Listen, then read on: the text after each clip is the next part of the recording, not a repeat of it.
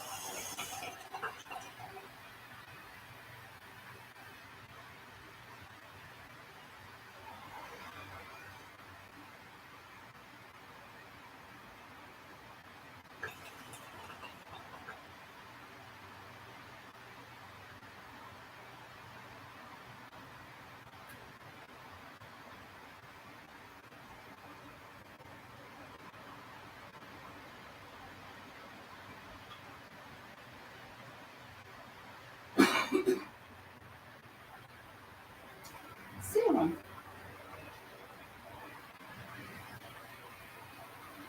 Seven days.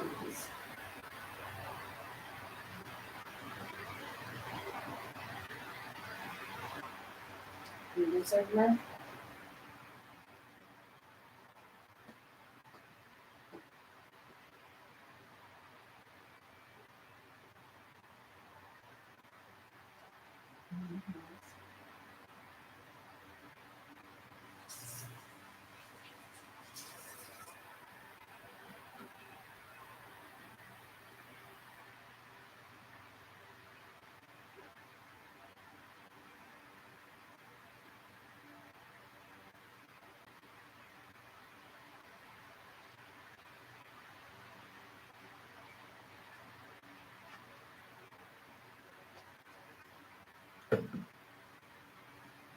I'll be right there.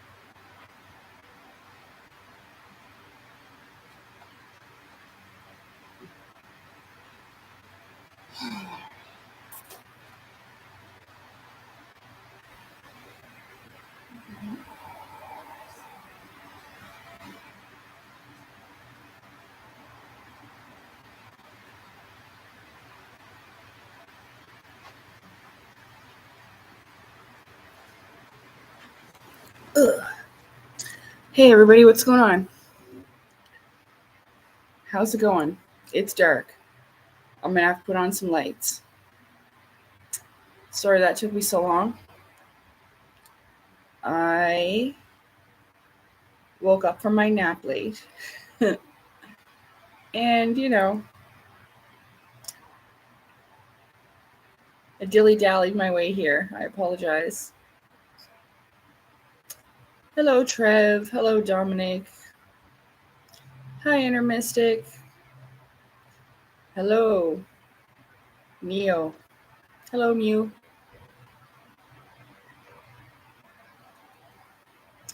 I should have eaten dinner because I'm hungry. Hello. Hang on, hold on. I'm going to put on a light. I'm hungry. I already said that.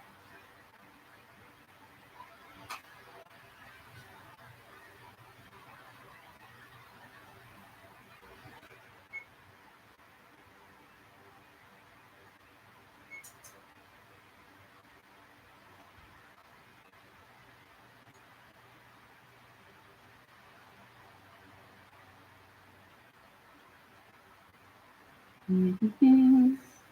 Ugh. Is that better? Oh, it's still kind of dark. What the heck? What's going on? Why is it dark? I don't know.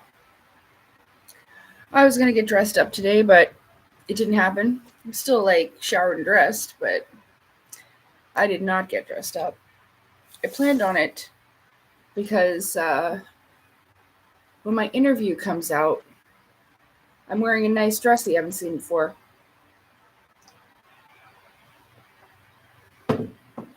Oh, I know why it's dark. My screen's dark. I fixed it.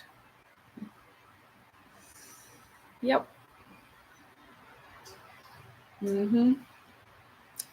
But you can't see the dress in my interview. It's an off-the-shoulder dress. I could have pulled it up, but it gets tighter because it's supposed to sit here. Little sleeves.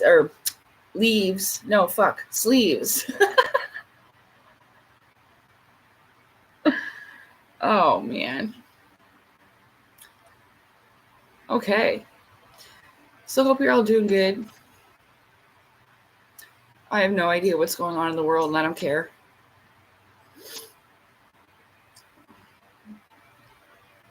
Don't care. Don't know. Don't care. But I hope you're all doing well out there. I'm glad I remembered because the notification. Yeah, I know. That's why sometimes I'll just go live and then just leave it. Because it doesn't give me notifications. And I had this set for a few days. I changed the time. Just once. Because I knew I needed a nap today. I was getting a lot of stuff done that I hadn't gotten done. So I feel pretty accomplished about myself. But then I was tired. I took down all the curtains and I washed them. Stuff like that. Now I'm hungry, so I'm heating up the oven. But we are going to read from my book today. I don't think we're going to be able to read the whole thing. But we will read some of it. And, I'd like to start off by explaining that the whole reason that I wrote it is because at the time when I wrote it, I didn't know what it all meant. And because of so many people saying different things, let's just say that,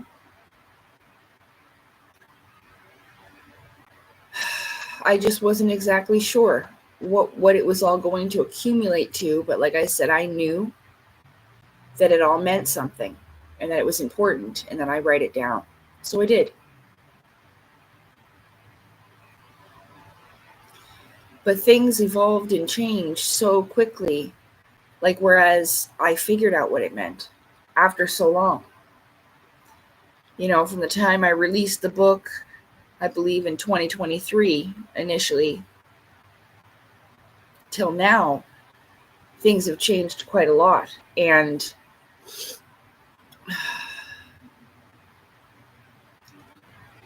so that's why revisions were needed. I didn't change things. I just let people know. Although I don't have a printed version of that as of yet. If you're not aware, I talked about how my book was on Amazon before. And the intention with it was not to make money. But because I couldn't keep my job, and I should have, it's just, I didn't want to complicate things in my interview, but people will assume that I couldn't do my job because of the children. But it wasn't the children that stressed me out about my job. I worked with children with special needs and disabilities, okay? I was a bus monitor. But it was the adults that I worked with, just the bus drivers, really. And that's who I was working with on a daily basis. So it sucks, but I could not deal with adult peoples. It was too much for me. And eventually, after a few months, I broke down. Couldn't do it anymore. And it's a true shame. That was the best job I ever had. And I was excellent at it. So, but what I wrote the book for was that I also knew that by telling people about my experiences, even some of the ones that are bizarre, and some of them are a little bit embarrassing, but it's all true. I really thought that the people that I was following and admired, like Elena Danaan and Claudio Nocelli, because it was because of him that I was inspired to even write the book. I figured out how he put books out from looking at the back of one of his and realizing that it was printed in Bolton, Ontario. I didn't even know what Kindle was until that time. So, but I thought that this was all real and true. So even if I didn't know what was going on completely in my situation, I followed my intuitive feeling, like I said. Like, I may not know what it all means, but I know that it means something and it's important.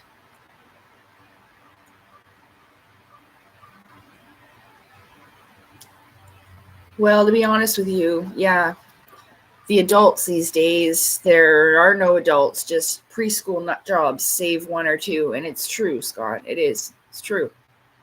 It's really unfortunate. Like, oh man, my one, she was racist and embarrassed me all the time. In the Tim Hortons, after we'd have our shift, we'd get a tea, or I'd have a tea or whatever. She used to get hot chocolate, I guess. I can't remember hot chocolate. She didn't drink coffee, but anyway, it doesn't matter. Embarrassed the shit out of me. And so there was more than that, though. It was more on the professional side of things. We didn't work together as a team. She wouldn't help me, and it was just ridiculous. Like, it's a damn shame. And I tried to deal with her properly and then go to management, and then she found out that I complained, and it just went downhill from there. Just childishness. So it's like preschoolers. And so it disappointed me greatly that I lost that job. I talk about it a lot. I did enough crying about it, though. Like, it broke my heart because I was really, really good at that job, and I loved going to work every day. Hi, Dommy.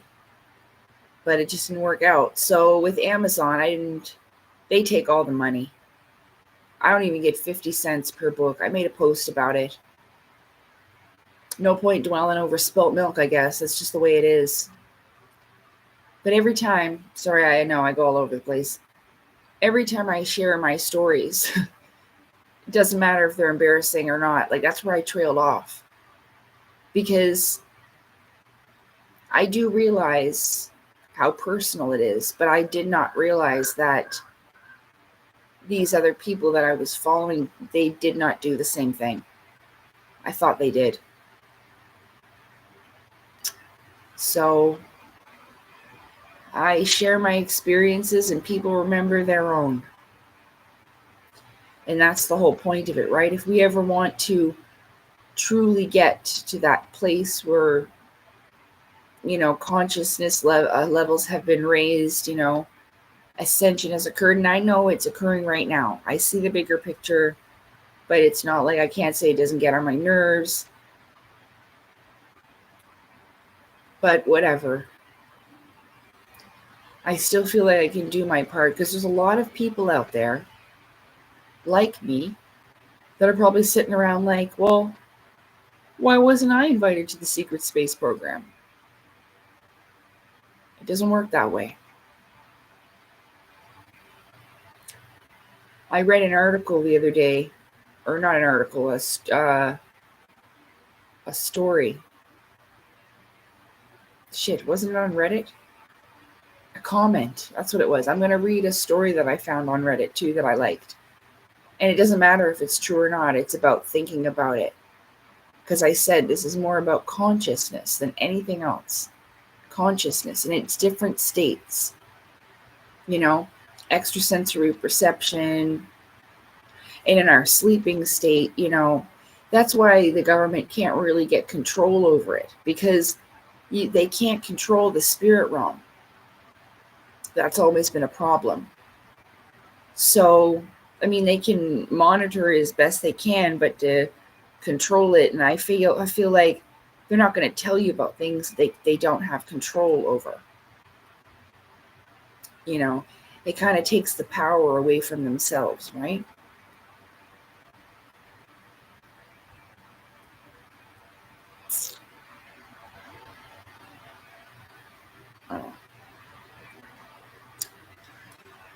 I don't know.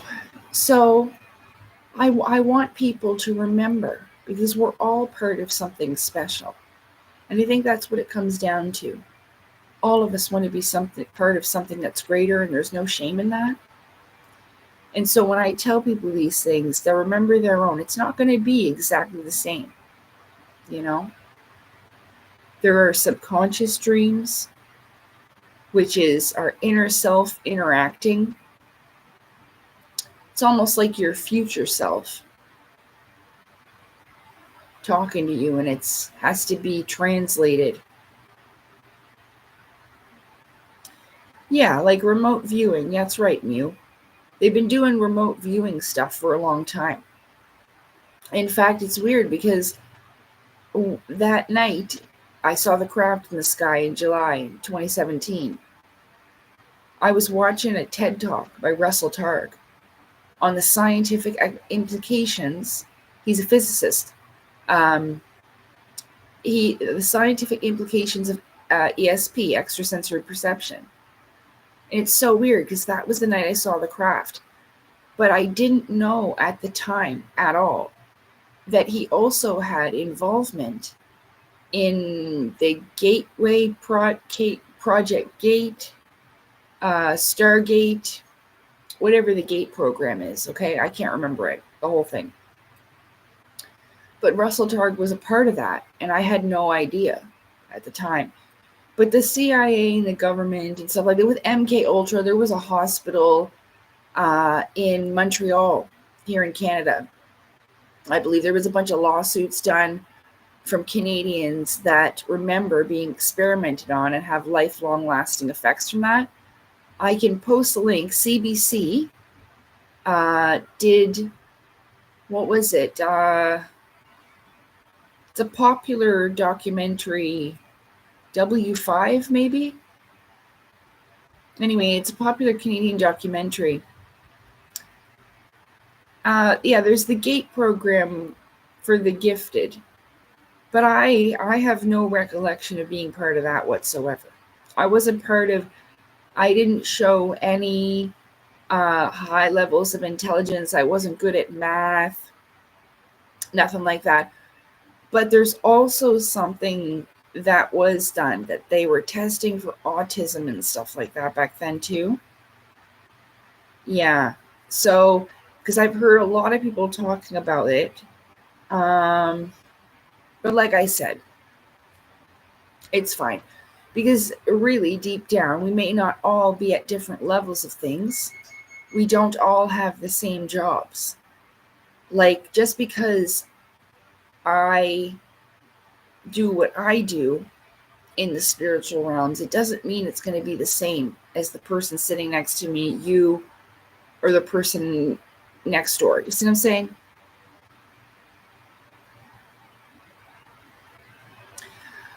Well, yeah, there was highly intelligent kids like that had skills like that, and they were looking for stuff like that. It's just,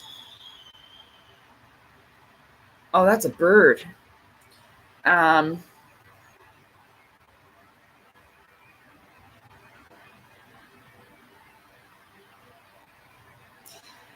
See, I don't know. I don't know. I remember having a test, but I remember it was for like to check if I had some type of learning disability, and I didn't.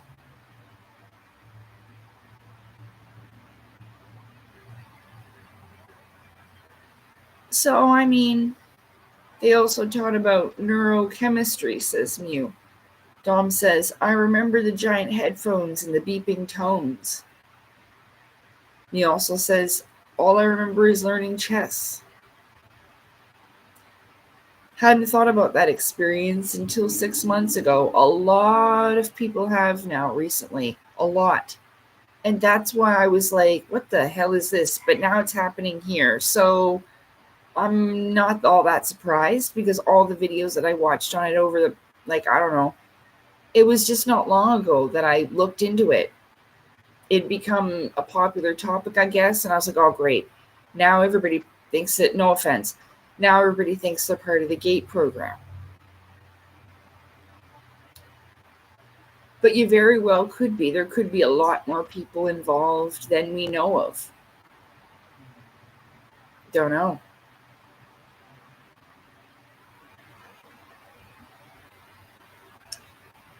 But like I said before, half of our life we're awake, and then half we're asleep. We sleep for 8 hours a night, right? Well, we're supposed to anyway. So our sleeping time is part of our life. It's just our spiritual life. And like I said, this is something that they cannot control. They can monitor it, I'm sure. But like the technologies have probably advanced quite a bit. So I don't know if it's as much as some people say, but who knows?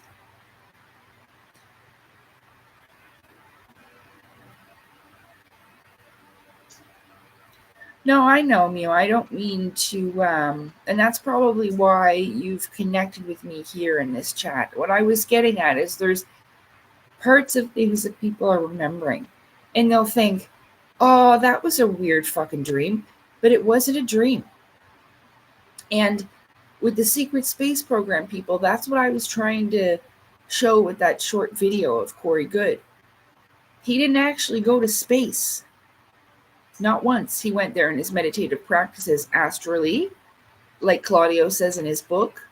Like, I travel, astral travel, he's a traveler. Yeah, he is.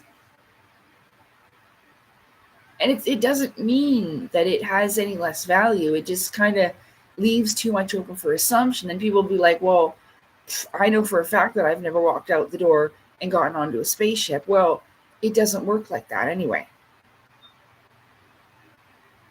Yeah, astral projection, it was part of it. It's about different levels of consciousness.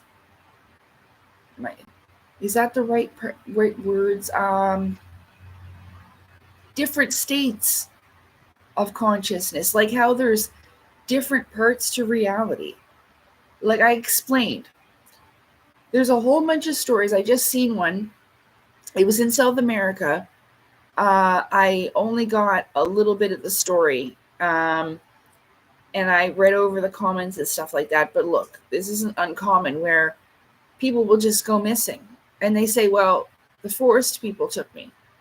Children, all kinds of stuff.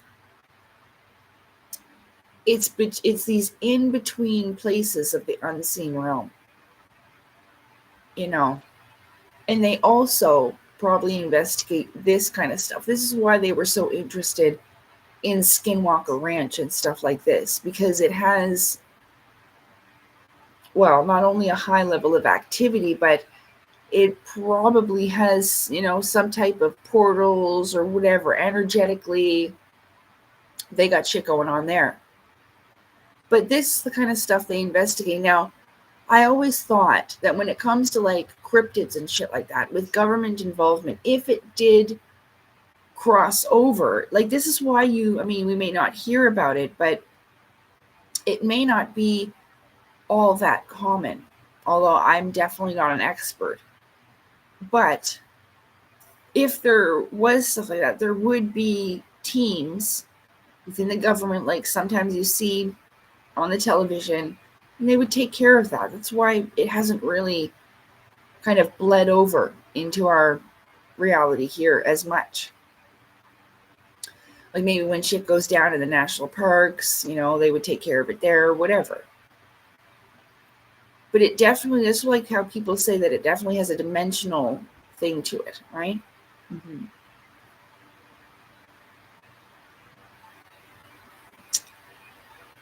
No, I don't think so. I think that there are places like the Bermuda Triangle, places where there's high level of strangeness, like they call that. There is, portal ley lines. Yeah, I think the town I live in is energetically significant on some powerful ley lines or something.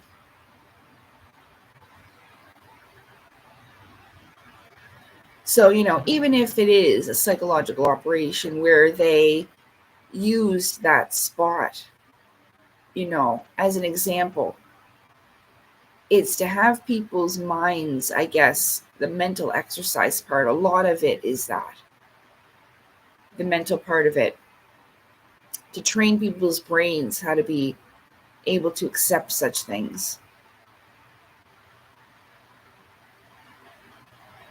Oh, yeah. Well, I'm sure that they did Hollywoodize it. You're right. But I don't think that it's all totally untrue. So I realized now, after all this time, like I didn't know what all of this meant when I put it out. I channeled some stuff that I didn't even understand what it meant to me then, but I understand now, like the breathe in, breathe out part. I didn't actually understand what that meant. But I do now.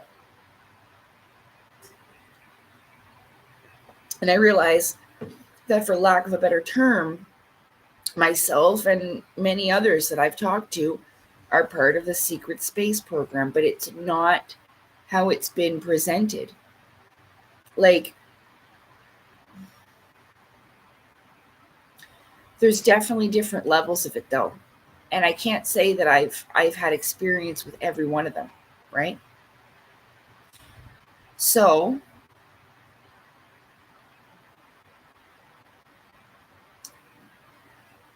I need to go put some food in the oven because I'm hungry. I'm really hungry. I did not prepare, but we will start.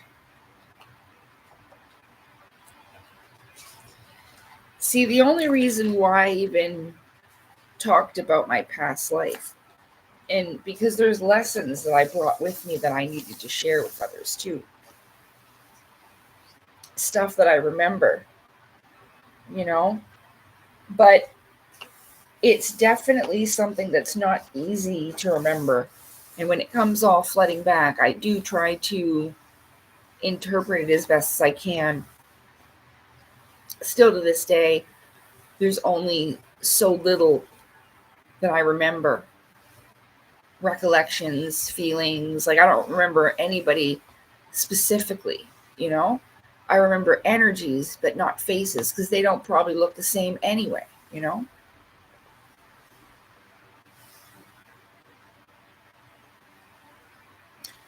Well, I'm just going to throw some chicken fingers and French fries in the oven because I can't be bothered to get a bunch of stuff out. I've been eating pretty well the past couple of days, so it should be okay. Just for this, And then I'm probably going to make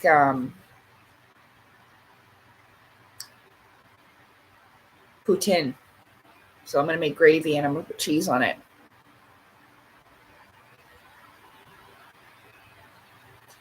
Yeah, the lucid dreams. Well, sometimes I'll only remember certain parts of it, like the beginning and the end, or just the beginning, like with the spirit phone thing. I talked about this, okay? There's something that happens, I call it the spirit phone. It's not always the same people, but what I specifically remember that happened repeatedly over the years is that I would be in the lucid dreaming state, and it's kind of like the Matrix where a phone just appears and it starts ringing. And I know it's for me, and I answer it, and it's a man. And the words that he's saying don't really make sense. Like I can't even remember them, but like random words like banana, apple juice, light bulb, weird shit. And then it's like a part of me would become conscious and we have a conversation. I almost feel like I would be giving some type of report to whoever that was. But there was nothing nefarious about it. Like, it was almost like I was my commander or teacher or whatever was checking in on me. There's other experiences. Here, just a second here. We're just going to skip the past life part and we'll talk about it another time. Because when I talk about it, I go back into it a lot. But I did mention about the black goo thing. There's a lot of people that see that, but I don't know if they know how to interpret it right. Because we talked about this last time, about it being on the X-Files. And that when they step in it, they go crazy and evil. Well,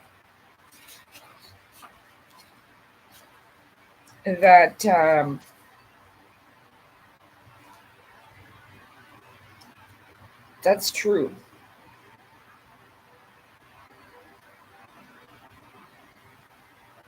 So, yeah, there's the spirit phone thing. I call the people in the blue suits the outer space police. But we're all gonna have a different perspective, right? The people in blue jumpsuits. I believe in the secret teachings, they're called the counselors in blue. Maybe. Because they're always in these blue jumpsuits, and a lot of people have seen them in that. I have very little experience with these people, whoever they are. I didn't get arrested. I thought that sounded cool. It was detainment, technically. I got arrested twice by the outer space police. Yep. There's a group of individuals that monitor the development of souls, the process of reincarnation, the stages of evolution of all beings living on the etheric planes of their realm. Let's call them the staff corps. They're like workers. There's different levels of spiritual hierarchy jobs. Hello, Firebolt. Welcome.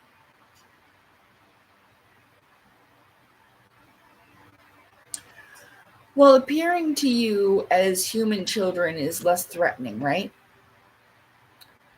They appeared to me as animals a lot because I had such a problem with human beings that they would try to approach me as human, but we'd fight because I would feel threatened because I had such a bad experience with human beings. So, and that's right, the Watchers. They said in to me over the years, why do you think they call us the Watchers? There's a part in here about this where this started coming into my physical life. Like, I do believe that it's true that you create your reality, but you have to allow it to come in and not push it away. If I hadn't have done that, it might be different, but I still believe that we are on course, as they say. But they will appear to you with what you feel comfortable as, or what you feel comfortable with. Yeah. So they're telepathic. And very quickly they'll be able to read us. A lot of them have been watching. You'll have a team of like spirit guides. And they're watching you throughout your life. They've been assigned to you. Teachers, guides, protectors, all of these things throughout your life. Sometimes people will encounter them, sometimes not. Sometimes people will know the presence of like a guardian angel. This is along the lines of that.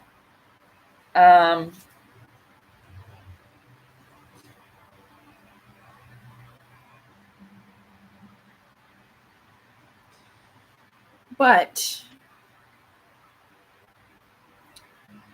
because of these things going on in Soul School, different programs running for different people in order to evolve their consciousness, right? That's really what it's about, is that we're all kind of upgrading ourselves here. That's right. So there were two beings, Scott says, like your cat lady. There are two. One appeared to me when I was very young, and I have a drawing of it. I didn't put the drawing in my book. I should have, but and it's Black Puma lady and Lioness lady.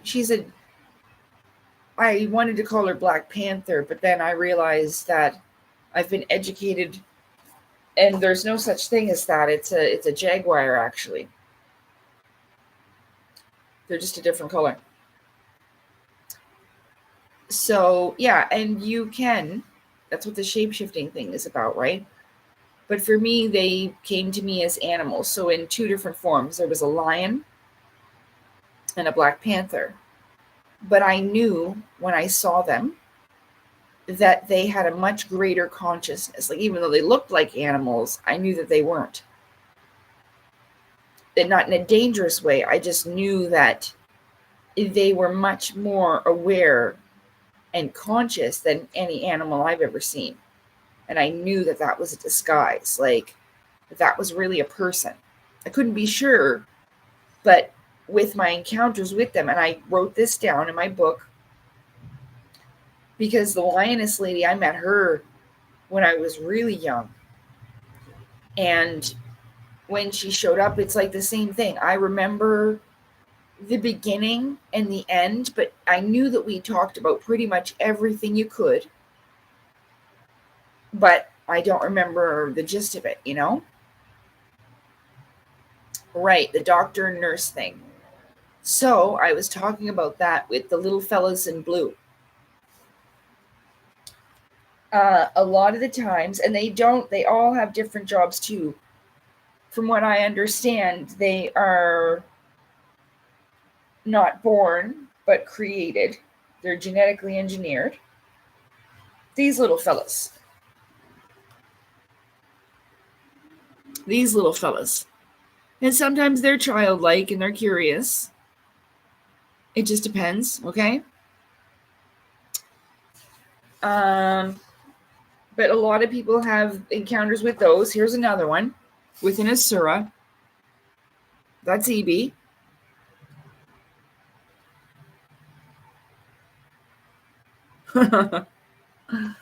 So what happens is, well, a lot of the times, who comes to get you before you go see the doctor? The nurse. So EB comes to get me. Less intimidating little fella. And this happens, in the spirit body. I'm not being taken out of my house or anything like that. It's not happening. And yeah, don't really remember. I remember vaguely about what happens in the spirit hospital, but a lot of it is thankfully erased so that I don't have the burden of remembering everything. Because if I had to deal with both, I think it would be far too mentally stressful. For some, that you can be eased into it, right? But the more we talk about it, the more people are going to realize that they have involvement as well, even when they think that they don't. So what I was looking for, I am going to put my food in the oven, but I'm going to start with the ABC dream, which is in part 2, soul school and astral travel. But it should have been called spirit body travel. But I didn't really know what to call it then, because astral travel means the stars and planets, like imagining what it's like out there, and using your spirit body to go and experience these things.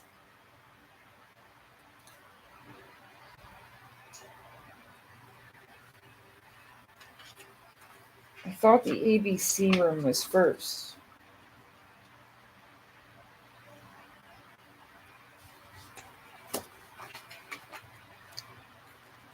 I don't sit around reading my own books, but we did. That's one of the first things, is the black puma.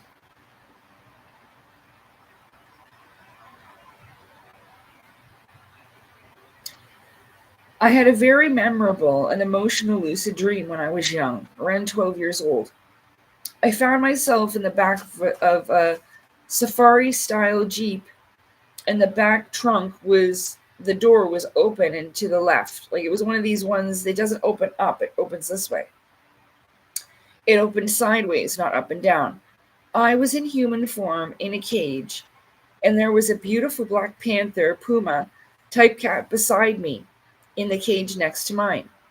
I could feel she was female, and even though she looked like an animal, she wasn't one. Inside of her, I could feel a consciousness that was not animal, but human, or even more than that. The Black Panther was so breathtakingly beautiful. She felt peaceful, kind, and she cared for me. I could feel that. She looked so clean, like she had never been outside to ever get dirty. Her eyes were bright, vibrant green and almost seemed alive with color.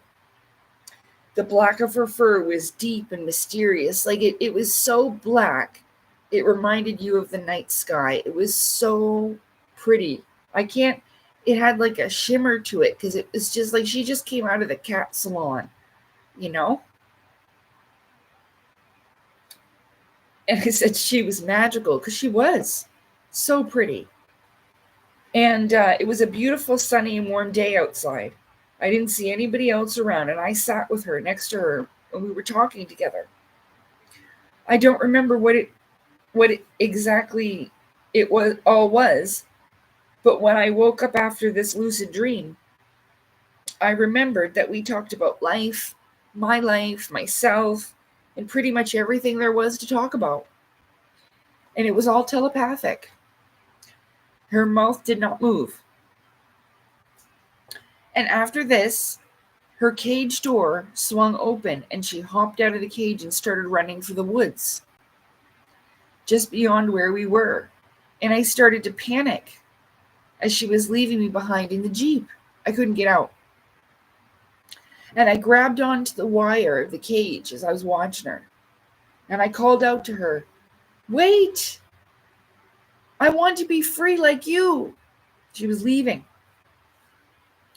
I called out to her, and she stopped running and turned around and looked into my eyes with hers. And she looked sad at that point after she heard me say that, because she couldn't bring me with her. And with her sad, soulful eyes, her gaze had changed because she could feel I was in pain. And she replied with a warmth and gentleness. And when I awoke, I burst into tears. It still gives me a little bit emotional. She said, "One day you will be free like me," and then left. And with that, she ran off into the forest. It's a cherished memory of someone I met long ago who I never ever forgot. I still remember her fondly, and I hope to meet her again one day. I hope one day to know who she is and what she looks like in human form, because I know now she and others are some type of dimensional shape-shifting beings, and they have been here with me all my life, a spiritual team, guides, or guardian angels. Yeah. Hello, Time Watch. Welcome. Yeah. And all the way in 2023, I saw her again. And she was in human form. So just this year in 2023, I saw her again in another lucid dream. But this time she was in human form. And she was standing a bit far away from me, and I could feel her. She was there checking to see if I remembered her, and I did. I remembered her from all those years ago. This time she was wearing a tight black jumpsuit. I never forgot it from when I met her all those years ago. There's this woman that I remembered. So I'll show you her.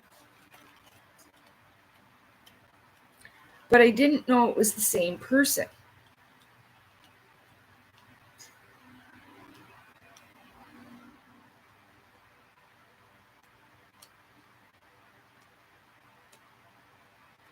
This one. The one that held me in that crystal. But I don't know what her face looks like. But kind of like she's wearing a dress there. And it was for sure a dress. But it was black. It was almost like her jumpsuit. And that's the inside of the spaceship that I saw. And those were the beds around the corner. I think I talked about that before. We'll talk about it in a few minutes. The tight black jumpsuit. I never forgot from when I met her all those years ago. But I didn't, like I said, I remembered all these things, but I didn't remember because I didn't know what she looked like as a cat. But now when I seen her, I'm like, hey, that's you, and put two and two together.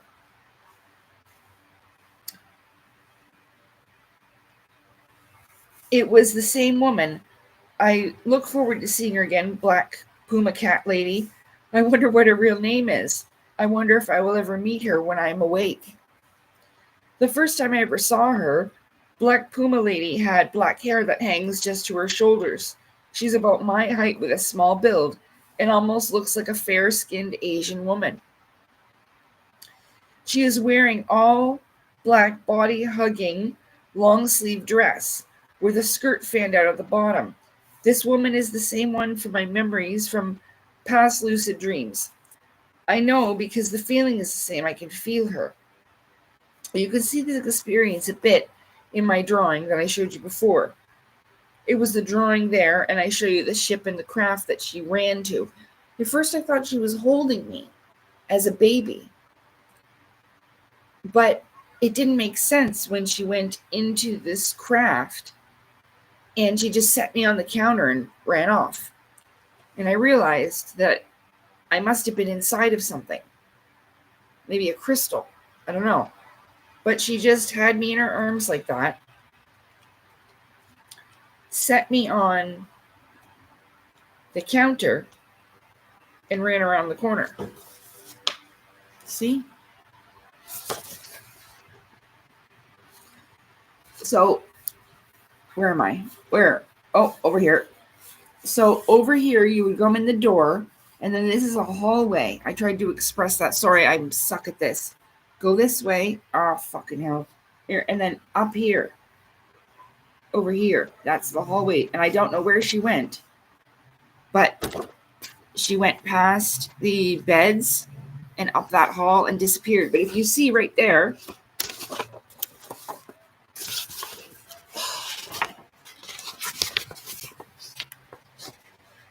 right there, that purple heart on the counter, that's where she set me. Right underneath the cupboards. And of course, the beds weren't sticking out like that. I just don't really know how to do like a 3D proper layout. It wasn't a huge space. But yeah. I remember her taking me onto the ship, but it wasn't in my actual body. I was inside something like a container for a soul. Maybe a crystal. I don't know what exactly it was, but I was lucid but had no body. I thought at first I was a baby. She was holding me like a baby in her arms, running to escape something terrible and scary. I could feel she was afraid. I could feel her emotions and almost hear her thoughts.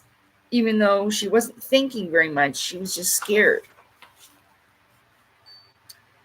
Black Puma Lady was feeling the urgency to escape from where she was very much, but it was very important she took me with her. I was feeling it was some kind of evacuation, and she wasn't the only one leaving. She was holding on to me like I was precious cargo. This is why I thought at first I was a baby. We were heading to this football-shaped silver craft. She was running as fast as she could, and when she got to the ship, the door just suddenly opened, like a hole appeared, and then when she ran inside, it closed back up again, so you wouldn't see a door unless the ship let you in. This is my guess. And Black Puma Lady hurried into the craft, and she went to the left of the door and set me down on the counter and ran off past these 2 single beds and went left again, passed along these yellow vertical lights on the wall, and it was kind of like not an annoying yellow. It was a peaceful, tranquil yellow light. And they were up and down this way on the wall. And down a small hallway, then through a door, but I don't know where that door leads or what's in there. Or maybe the controls of how to fly the ship or I don't know. Above me, there were cabinets. And also to the left of me, on the other wall, more counters and cabinets. I could see some stuff in the cabinets, but the frosty glass makes it difficult, so I can't see what it is. The beds have soft-looking, dark gray blankets on them. The counters are white, and so are the cabinets. Everything is very clean-looking, and the beds are neatly made. Each had 1 pillow. The carpet and floor, it looks soft and is also a dark gray color. This is all I know about them so far. They haven't told me anything yet. It was like they were trying to see if I would recognize or remember them or not. And I did recognize and remember them by 2023. What I've learned is that I am not as far along in the ascension process as I once thought I was, and that's okay. I'm exactly where I need to be, and I'm meant to be, and I'm at peace with that. So, on January 18th, 2022, I wrote down some of the dates, thankfully. I had a dream about this apartment. It was reversed, like the balcony was on this side and the window was on that side, but that's kind of normal for mirror world. It kind of reverses in a little bit. And they were going to put hardwood in here, and then they changed it to carpet. So we thought that was really interesting. But a lot of people don't realize this stuff's happening to them. They may not care, because at one point I stopped caring because I thought, well, does it only have to do with the afterlife? But I don't think so. I saw that ship with these eyeballs off the balcony from my old place. So if you could see it, I would assume you could touch it and possibly go inside of it, right? Yeah, I put on the lights and I sat in my spot. But, yeah. So we're going to talk about that, but I'm just going to go put my food in because I'm hungry.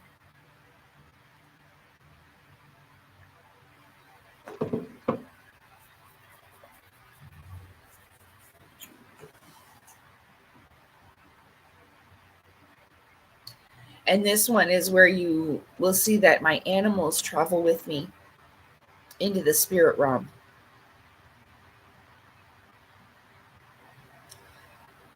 Sometimes I still have, like, I had a dream where Mr. Sweet Cheeks was at the bottom of a river in a bag.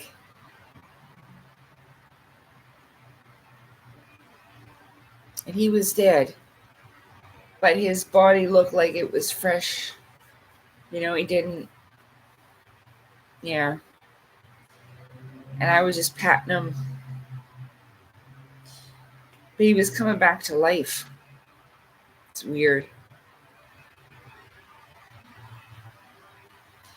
So I don't know if they try to hurt your spirit friends in the spiritual realms. I would assume so. That's why you got to pray for their protection and all that. But I am glad that there's more people waking up to these things. You know?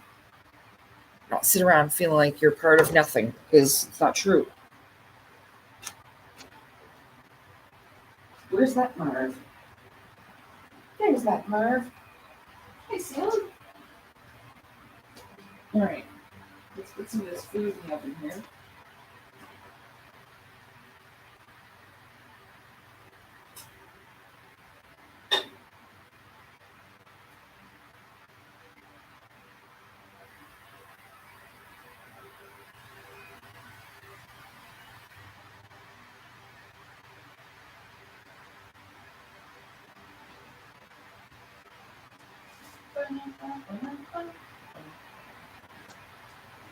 Alright.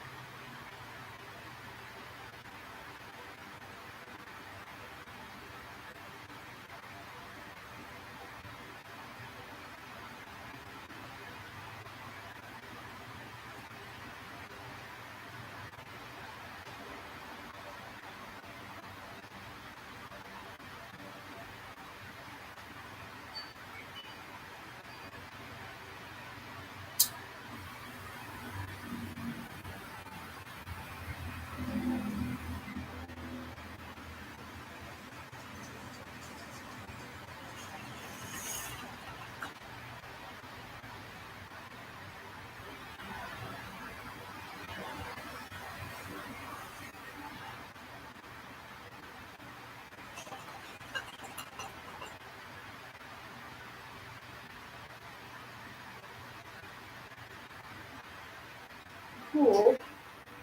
Someone has an automatic bicycle and it closed. I wish I had a glowy bicycle.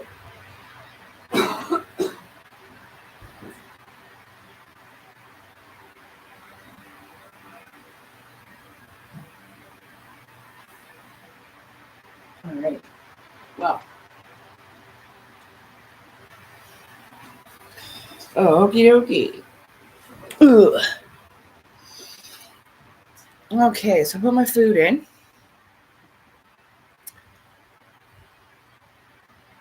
Yeah. Hello, Shelly. I was thinking about you when I was in the kitchen. And I was like, I'm trying to do more live streams. I know you specifically asked me for them. You like them. I know. And I advertised this for a few days, so I don't know what's going on and why it isn't letting people know. I even put it public so that people could know it was upcoming. I don't know. YouTube clearly doesn't like me, I guess. Right, and about the geomagnetic storms. Hang on one sec. I missed a couple here. Hello, Shelly. Well, that's the thing, Mew. It is part of your reality. It isn't just a dream. It isn't just blah, blah, blah. It's part of your life, your sleeping life, your spiritual life. Just because you can't touch it and hold it. Look, they told me stuff like this, okay? To go out and feel the rain on my skin. Because when I become a spiritual, etheric body, you can't feel anymore. This life is all about feeling. And that's why our intuition and gut feeling is a huge part of this, right? But it's part of your life. And the geomagnetic storms, to be honest, gave me so much energy to get stuff done, like I said, that I hadn't done or just hadn't been bothered to want to do. And I was very grateful for that, you know? Like I said, I got the energy to take all the curtains down. I washed my bedding, you know, I organized my room more. I'm thinking about, you know, I need a gigantic internet cable so that I could do live streams from the balcony. I fixed my balcony, by the way. Marvin can no longer escape. I haven't had to chase her down outside for a little bit. But I thought my maybe mine started to come back because of the gym. No, it's the energies. It's the geomagnetic storms that allows the energies to come through that will kind of energize our systems. But we're all collectively remembering for a reason. It's not just you. There's lots of people. Especially when I talked about the GATE program, and then you guys were triggered about that. Not in a bad way, but to talk about that experience, it's the same type of thing. So with these energies coming through, it's kind of helping me settle into my role, so to speak, you know, with sharing this type of stuff and realizing the purpose of it and what it's all for and what it means for me. Have I been able to shake hands with one of these beings from the higher society or ancient civilizations or whatever you want to call them, elementals, whatever they are? No, unfortunately not. But I did see that craft close up with my waking body in these eyeballs, with these eyeballs. So it does give me a certain amount of hope and faith that it could. But I believe that you have to believe it into being and not push it away. My reality did start to change. But then, because it doesn't look exactly how you want it to, I suppose, as quick as you'd like it to, you kind of mess it up. It doesn't mean you can get back on track. You can. But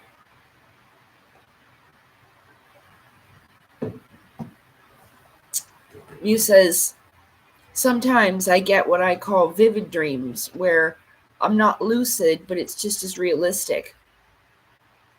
Okay. Maybe I'm as a lucid dreamer, you just give up and let your brain take the wheel. What happens is sometimes you will have dreams where your mental body, so you'll be able to think, but you'll be like, what the fuck am I doing? Like, why am I doing this? You might be doing something weird, you know? Like, I have a dream experience in here where for some reason I thought it was a good idea to pour bleach over a deep fryer that was going to explode because they couldn't get the lid open and the pressure or whatever. And I fixed it with a bottle of bleach. And I couldn't, even though I knew, I'm like, what the hell? I couldn't stop myself. And so you're in different states of consciousness. It has to do with alignment. Your mental body, your emotional body, and your spirit body, your etheric body, they have to align. There's that number 3 again. So, and I mean, it's more complicated than you could ever imagine. So get this. There might be, like in the movie Inside Out, where they have all those little people inside that girl. Well, you have different versions of yourself, and they go along with your chakras. And so once all of these align, then you have a different level of existence. It goes in stages and steps. And it's a program in Soul School, just like how we have your mathematics course and your science course for different grade levels in school. It's the same. You'll have this, and this to do in this level of Soul School.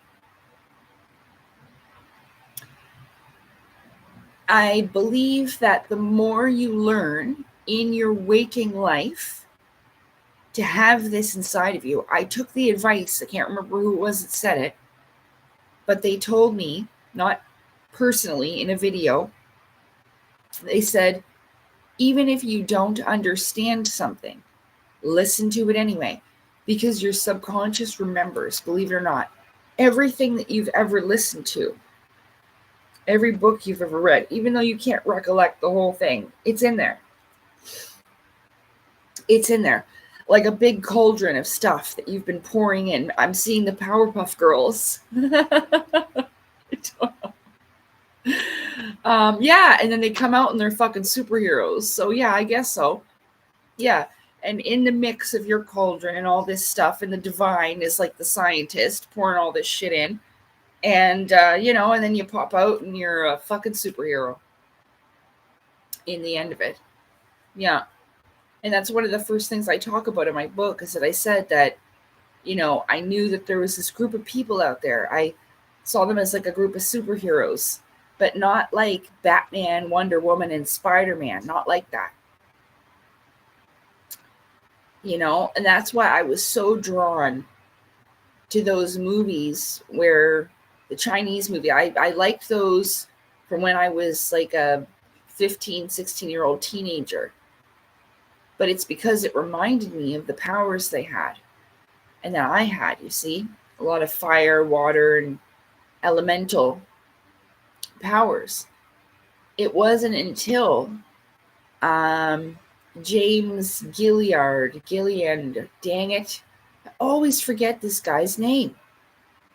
He does As You Wish talk radio. As You Wish comes from The Princess Bride. If you don't know that. It is a precious movie that I love. And there's this stable boy. He's handsome as heck, man. And the girl will say something to him, and his reply is, as you wish. But what he really means is, I love you. And it's so sweet. It's one of the sweetest things, man. But it was that fella, okay, the guy, James, with this podcast. He's been in the UFO community for years. And I realized different people have different groups of beings. So he speaks for the lion people, or Lyra, as Well, so he says, but these are the elemental spiritual beings. And then Alex Collier's like, oh, I'm from the Andromedans. You see what I'm saying? And I think for the most part, Elena Danaan is like the Palladians or whatever. So I noticed that too. These, or the bird people would be Corey Good. They have different sections of these different elementals of air, earth, fire, and water. Okay, just a second. So let's see here. Oops.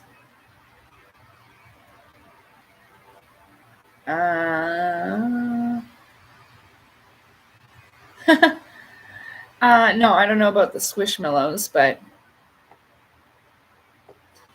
yeah, the brain, like they've been studying this stuff and how it works in the brain. Like even at night, your brain produces small amounts of DMT, which is the same drug that people take to have spiritual shamanic journeys, like, and so you will be able to see in some cases other parts of reality. It's more like layers of an onion.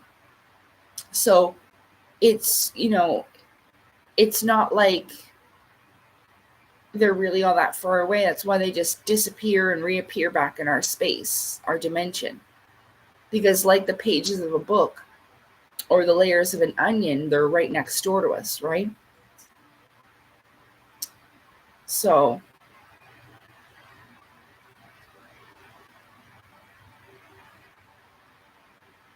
yeah, I mean, it's a good visual with the Powerpuff Girls and all the ingredients, the divine creating you as you were meant to. It's pretty good visual. That's what I saw when I mentioned a cauldron. Yeah. Yeah.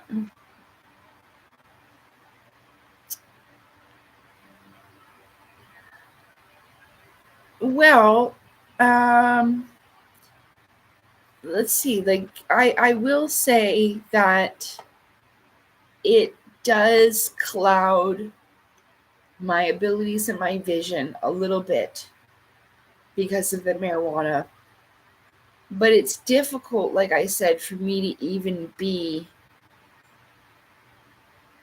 I know this sounds weak, and maybe in a way it is, but I just haven't been able to adjust so well over these past few years. I do hope to be able to give it up. I did not continue smoking, and I don't drink at all. It's called spirits for a reason, There are these tools you can use, and I won't say that, they don't help you access these different layers of reality. It can be tricky to navigate it, especially when you have that kind of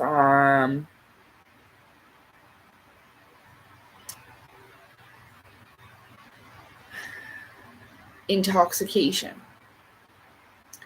for lack of a better term. It will, to a degree. But then you can also use it sometimes to communicate with these unseen realms, but you have to be very careful because you don't know what you're going to communicate with. Alcohol leaves you open. It's almost like leaving an open door and, calling to whoever. So it can be. I used to have I mean, I'm telling you, I loved wine. So I used to have an occasional glass of wine. I did. But, you know, I just have,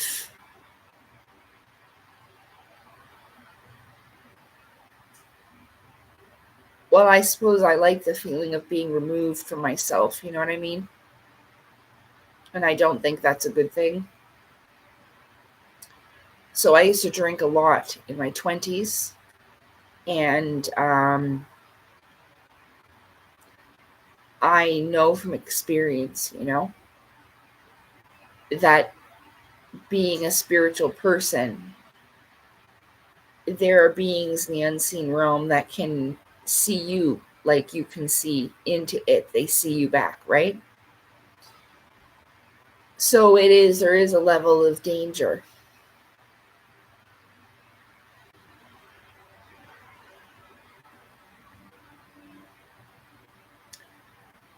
Lacey, if you had a magic wand, what would you change in the world? I would remove the powers from the ruling class. Yeah. I would change the structure of power in our world and how it's distributed. So I wanted it, to be equal and fair for all,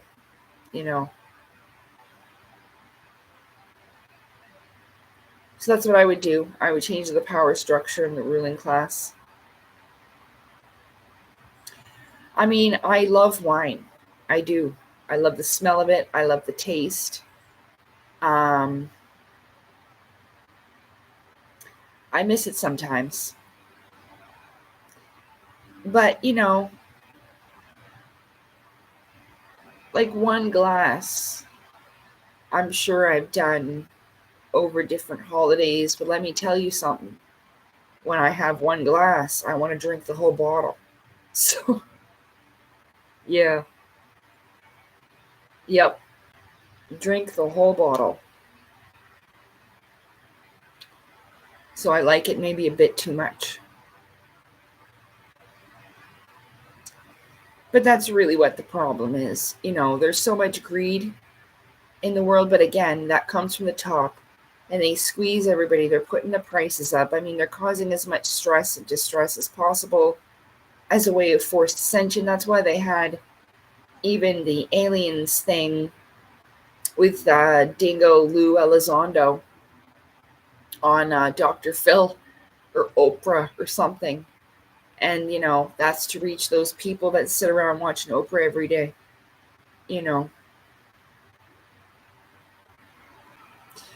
There is this it's got to be that there's a crossover point.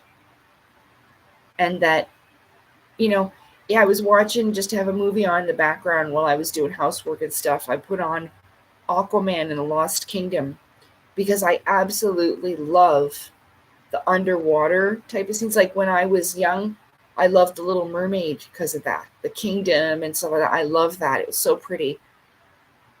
And in Aquaman, it reminds me like the graphics of Avatar, not The Last Airbender, but the Blue People, Pandora.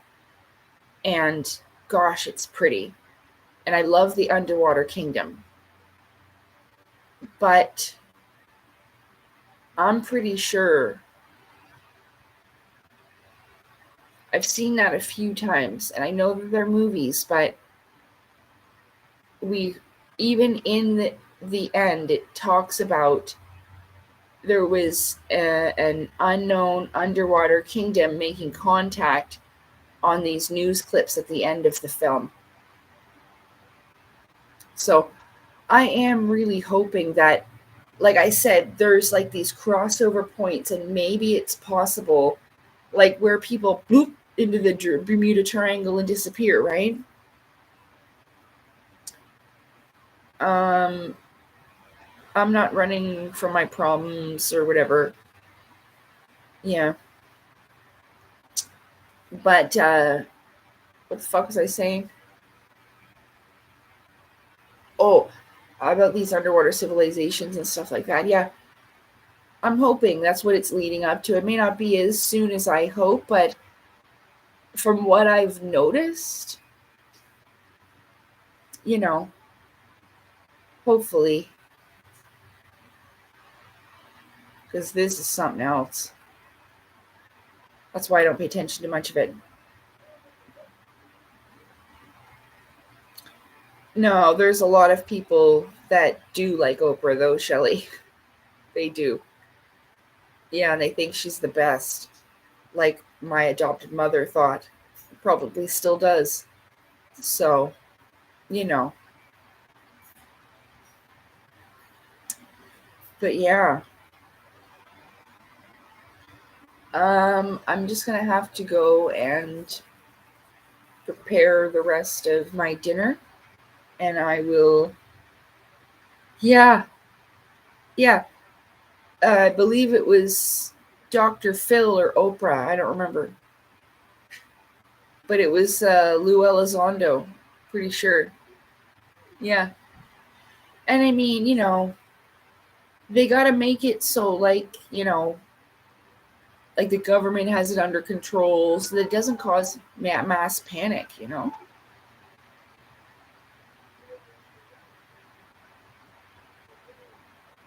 Well, yeah, like, I mean, when I was drinking in my 20s, I definitely was. It was a time when I couldn't be myself. I was definitely pretending to be somebody else because I didn't accept myself as I was. And I didn't think anybody else would either, right? So, yeah, I'm pretty sure it's been recent. Like, it was just, recently. This was on Dr. Phil or Oprah. I fucking can't remember. But that's why it's to reach these other people that some of them don't even use the internet.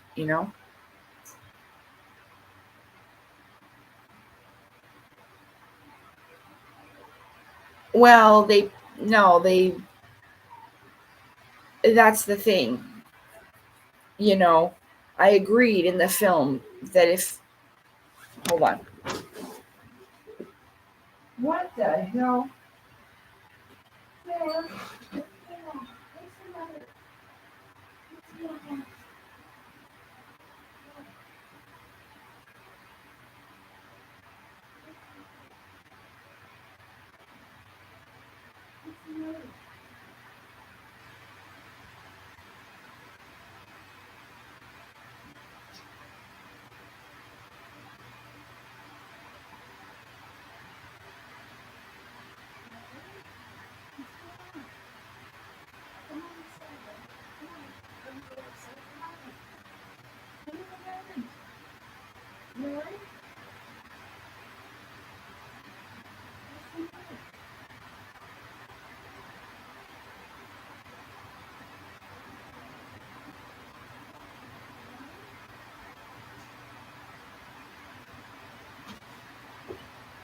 I don't know. I don't know what's going on out there.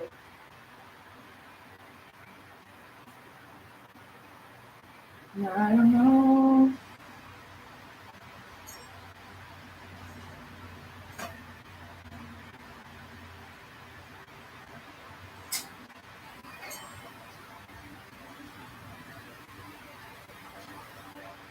They must have saw something they didn't like because the two of them were all fluffed up, and I heard some hissing, and they were both looking out the fence. Salem was all fluffed up too, so I don't know what was going on. Maybe there was a cat outside. I don't know.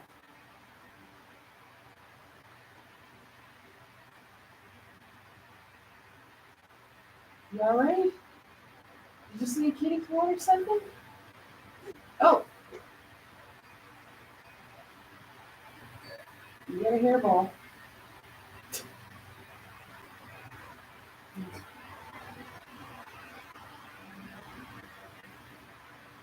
Come on then, come inside. Don't get yourselves all upset.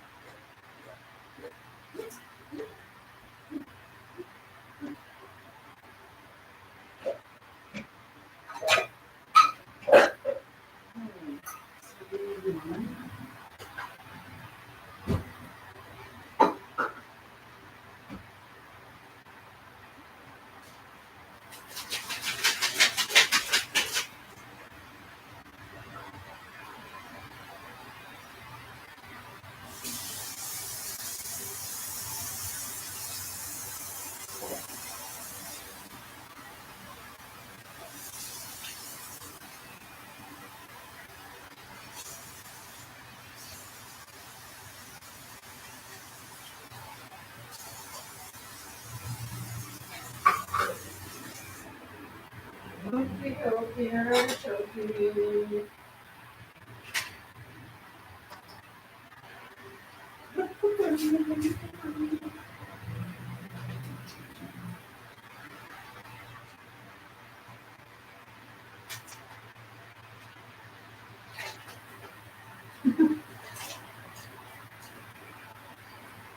guys all upset for?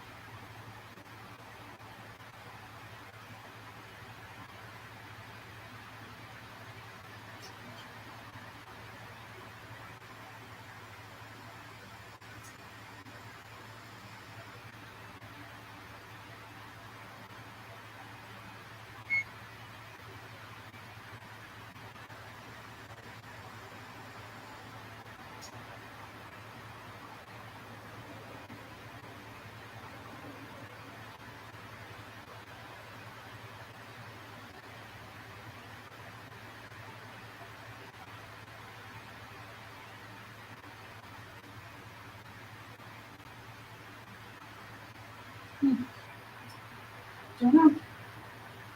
I don't know why they were all mad.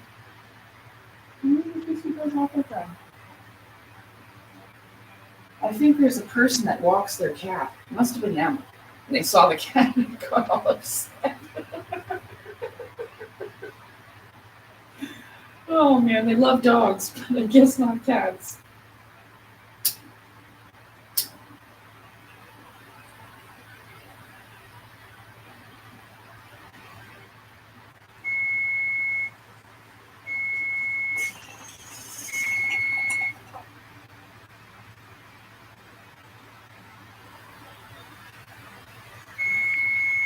Uh-oh, my timer is gonna blow off now.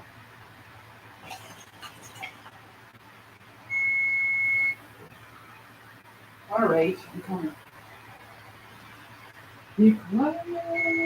Shush.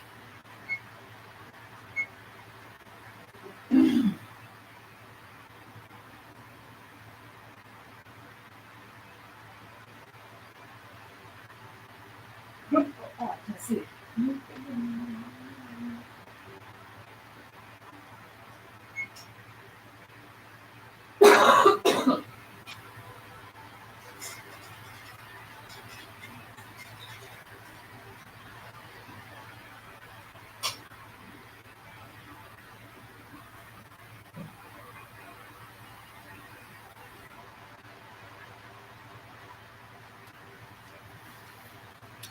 Yeah.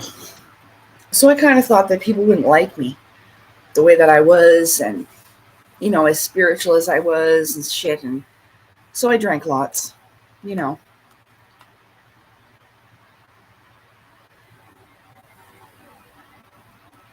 Oh, there's one place I won't eat at is McDonald's, and the reason why is because it gives me a dang stomach ache every time. That's why we call it Rotten Ronald's.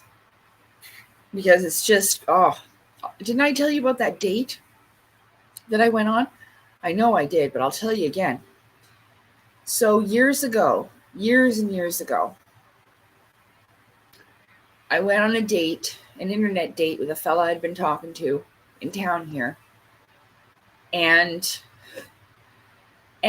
this isn't funny, but I was laughing at what happened. But so he was like, I've been wanting to take you out for a while, but I just don't have a lot of money to take you to a nice restaurant.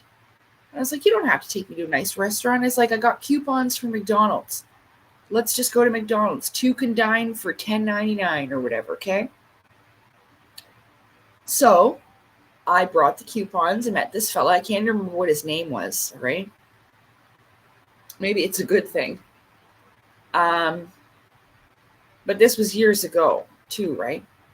Anyways, we went and got McDonald's and we were hanging out and talking. We ate our food. And then we were trying to figure out stuff to do. It was around Halloween. And so I was like, well, why don't we just go to the thrift stores and look around? And we'll look at some of the stuff they've got. You know? We don't need to buy anything, blah, blah, blah. I don't need money for that. And so that's what we did. And it was right across the street as well. So we just walked across the street. He had a car, but walked across the street. And anyway, we're in the Value Village.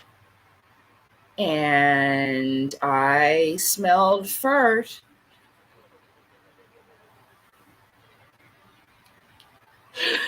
If you've been watching the past couple videos or live streams, I can't remember now, but I don't like stink. And I smelled rank fart, okay? And I was like, oh, who did that? Like that's, and I tried to get away from it. And this fella with me, he's like, I don't know, that stinks, Anyway, I was getting mad because it was following me.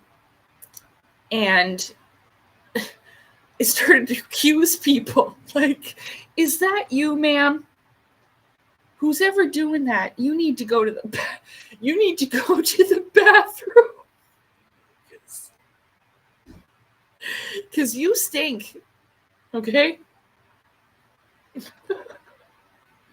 So eventually, he's like, I'm just going to go over here and I'm going to check and see if they have any jeans. Okay? Oh, why? Did you shit yours?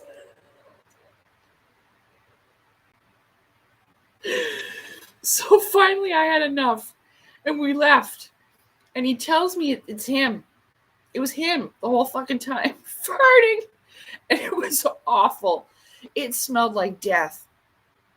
It was rotten. And it was from the McDonald's. He's like, that McDonald's gave me a stomach ache. And so that ended our date because he had to go home and take a big dump. Here, hang on. I'll be right back.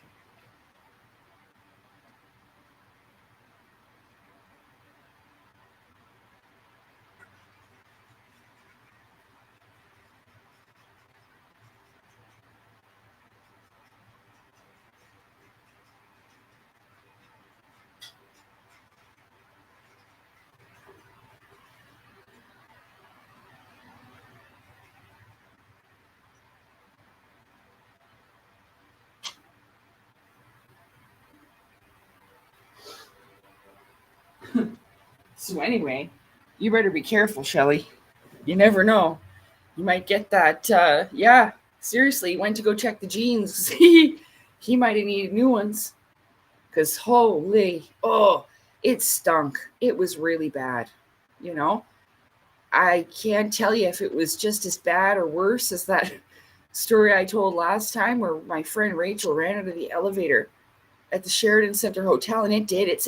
There was 3 men, and it smelled like all 3 of them were up there farting nonstop, like just farting, like, you know what I mean? Like a bunch of dudes just sitting around farting, and they were all dressed in like suit and tie, like big bodyguard looking fellas, but fuck, it stunk. And Rachel ran under the elevator, and it was like she hit a wall. She fucking went. I was like, oh. I see her from behind. Her hands are out like, oh.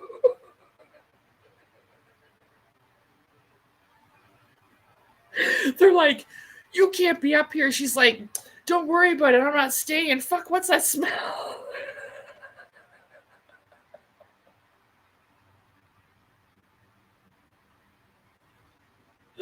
Oh, and it did. It hit you like a wall. It was terrible. Oh,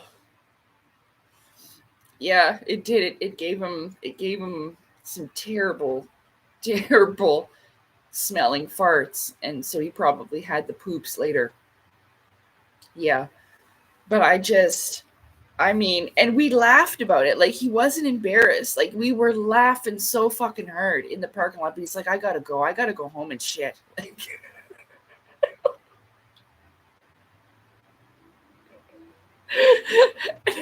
he was so grateful. It was so nice of me to bring coupons. You know what I mean? And then that happened. Oh, rotten. So, rotten Ronalds, watch out. Yeah. I really liked the quarter pounder with cheese, but ew, it just doesn't taste the same. It's gross now, but that was my favorite burger, was the quarter pounder with cheese. I like those onions on it. But now I just make my own hamburgers at home.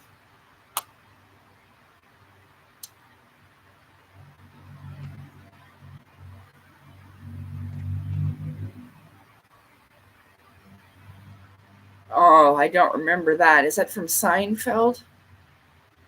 Oh, but yeah, so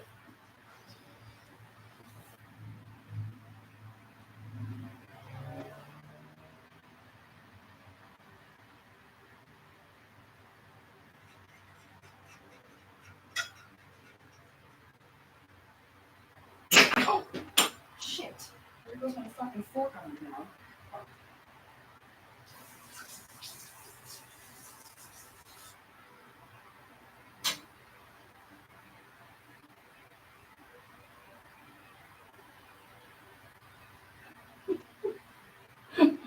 I got another good story. Jenny told me one time she had a fellow over on a date. This is when she's in England, and he says, "Oh, I forgot something in my car." And when he went out to the car, as he's going down the walkway, he farted the whole way. Like,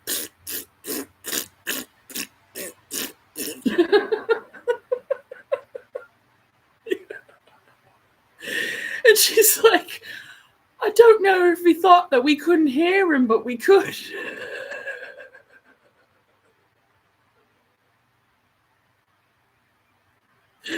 And I know it's just natural, but frig, it's so funny. Oh, man. He farted the whole way to the car. So, yeah. Let's see. Uh, Always keep a clean pair of shorts, just in case. Well, my uncle shit himself in Blockbuster. Yeah, he did. He took me and my cousin to Blockbuster, and he shit his pants. And they were gray jogging pants. That was my Uncle Mike. He was in the military. He didn't give a fuck. He's like, yeah, I shit myself. Let's go. We rented our movies, though. Yeah. He was hardcore like that. Whatever. Favorite 2/4 pounder with cheese. I know. I know. It used to be good, and all of a sudden it changed, and it's fucking gross. Like, the meat doesn't taste good anymore. I haven't eaten it in years either, because I learned my lesson, but I remember that I did like that burger. Yeah. Well, I guess so. Everything looses up. I went for a walk with a friend once, and she was a little bit heavy, but walking's good for her. So we used to go for walks.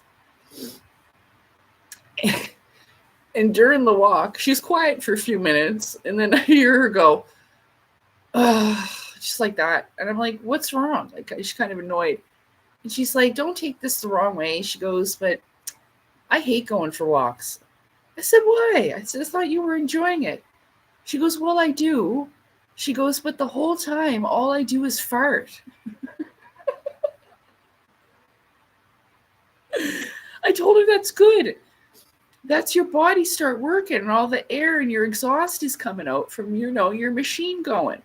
It's a good thing your farts are coming out. I don't hear them or anything. It's not like I'm standing behind you. I can't smell nothing. Who cares, But yeah, I hate going for walks. Why? Because all I do is fart. Yeah. Not leaving without movies. Are you crazy? Yeah. Yeah, no. It was a weekend. My uncle rented our movies and he shit his pants and then we went home. Typical Saturday night.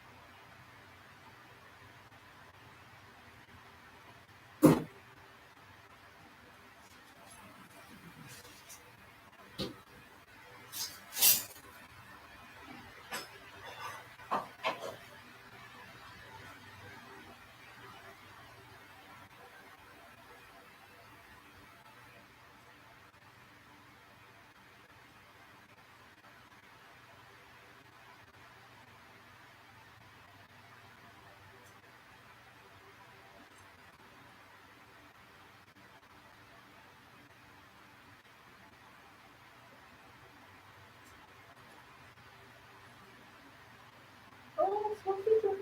Hi, doggy. Hi.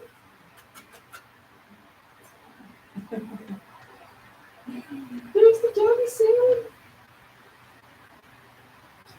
The doggy's outside. The little fluffy dog looks like a teddy bear.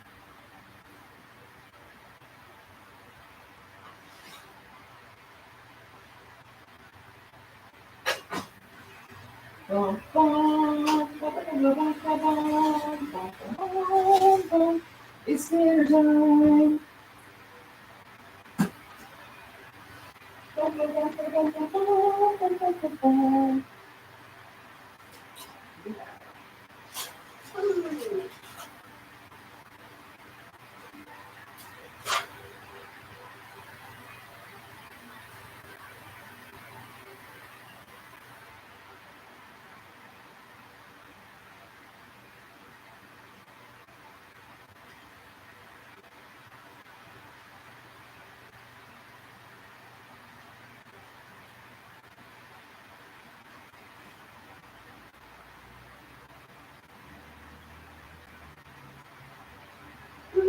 Just a second, get my food.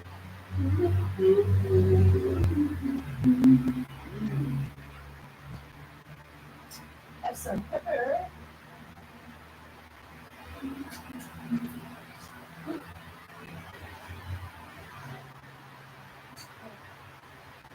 Great to see you.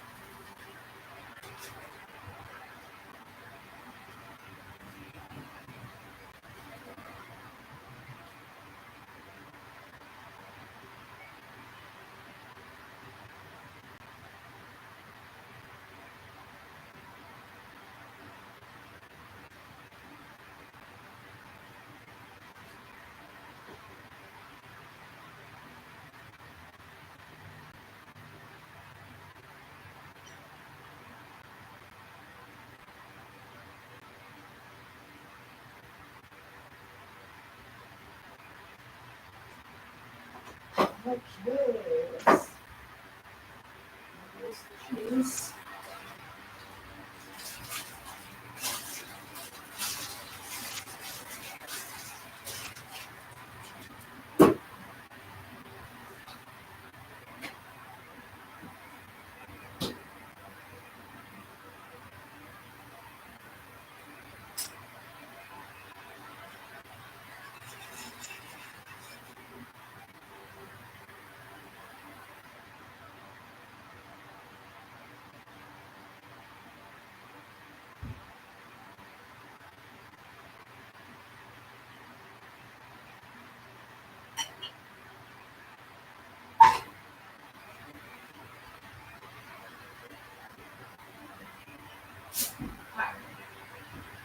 Okay, right down. Dinner time, dinner time. It's time for dinner.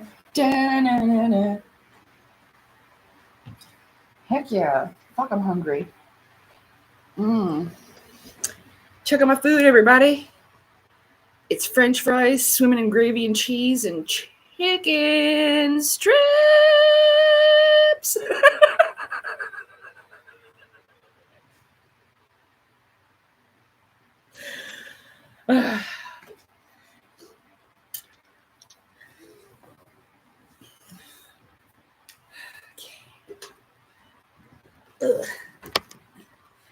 A, B, C, D, E, F, G. Oh, yeah.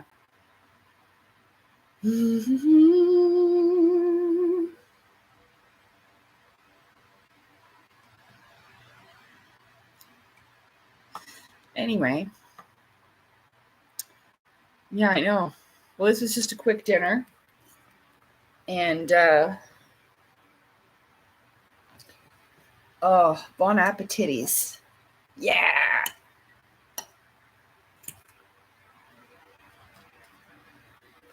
I'm just too lazy to make vegetables. Normally I do. Ooh.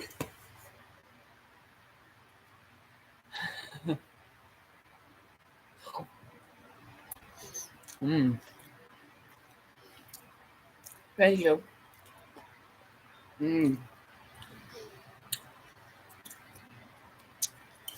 I love this.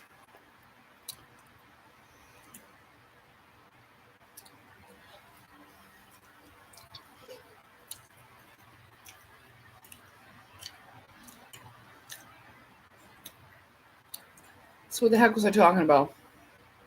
Besides farts.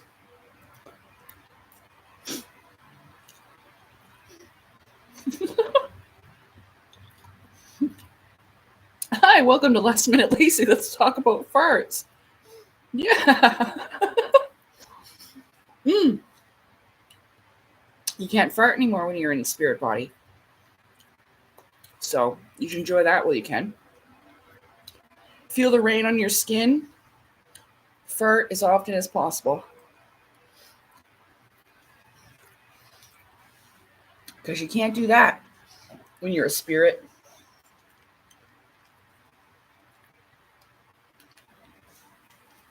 Oh, yeah. Oh, yeah. Chicken. Chicken. I love it.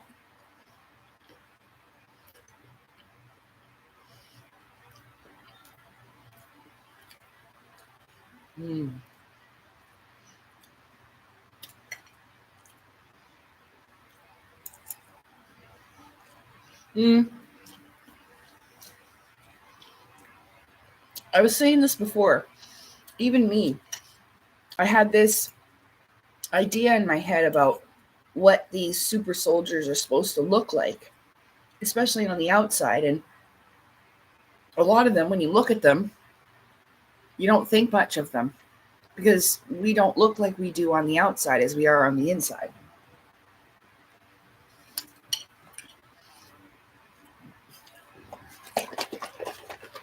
I got this on sale. It's chocolate milk, a liter, for $1.33 or something. So I got a couple of them.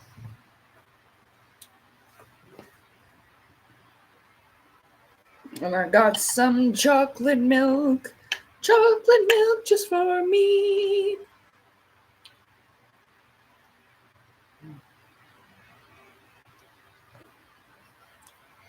Mm.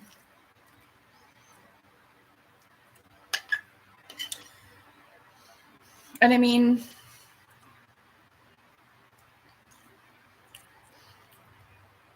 I think that if I stopped listening to other people's opinions and stuff like that, I would have gotten further,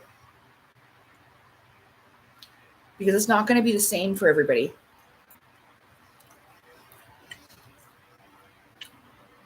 And when they hear something that's foreign to them, a lot of the times they will assume that it's evil or nefarious when it's not. Mm.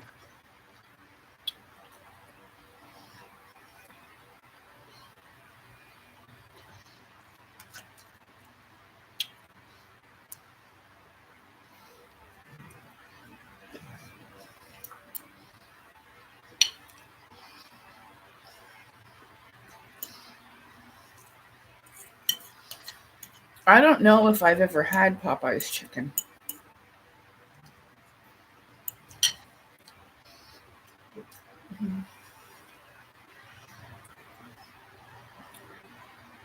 Maybe.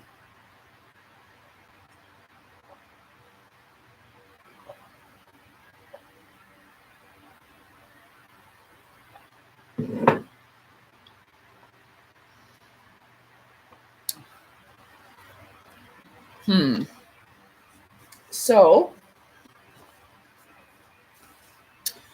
we can talk about Lioness Lady on January 18th, 2022.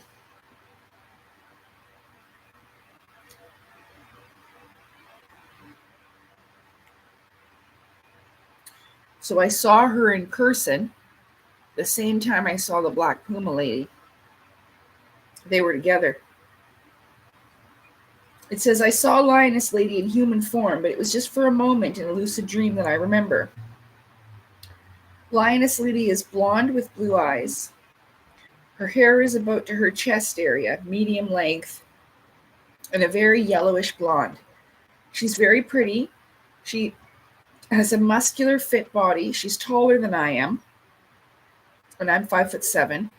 She wears a blue jumpsuit, but it also has some detailing on the top part, up here. And her knee-high boots are also blue. I saw her with Black Puma Lady in a really short lucid dream where they were standing across from me a ways. We were outside somewhere, and I saw them looking at me as if they wanted to know if I remembered them, and I did.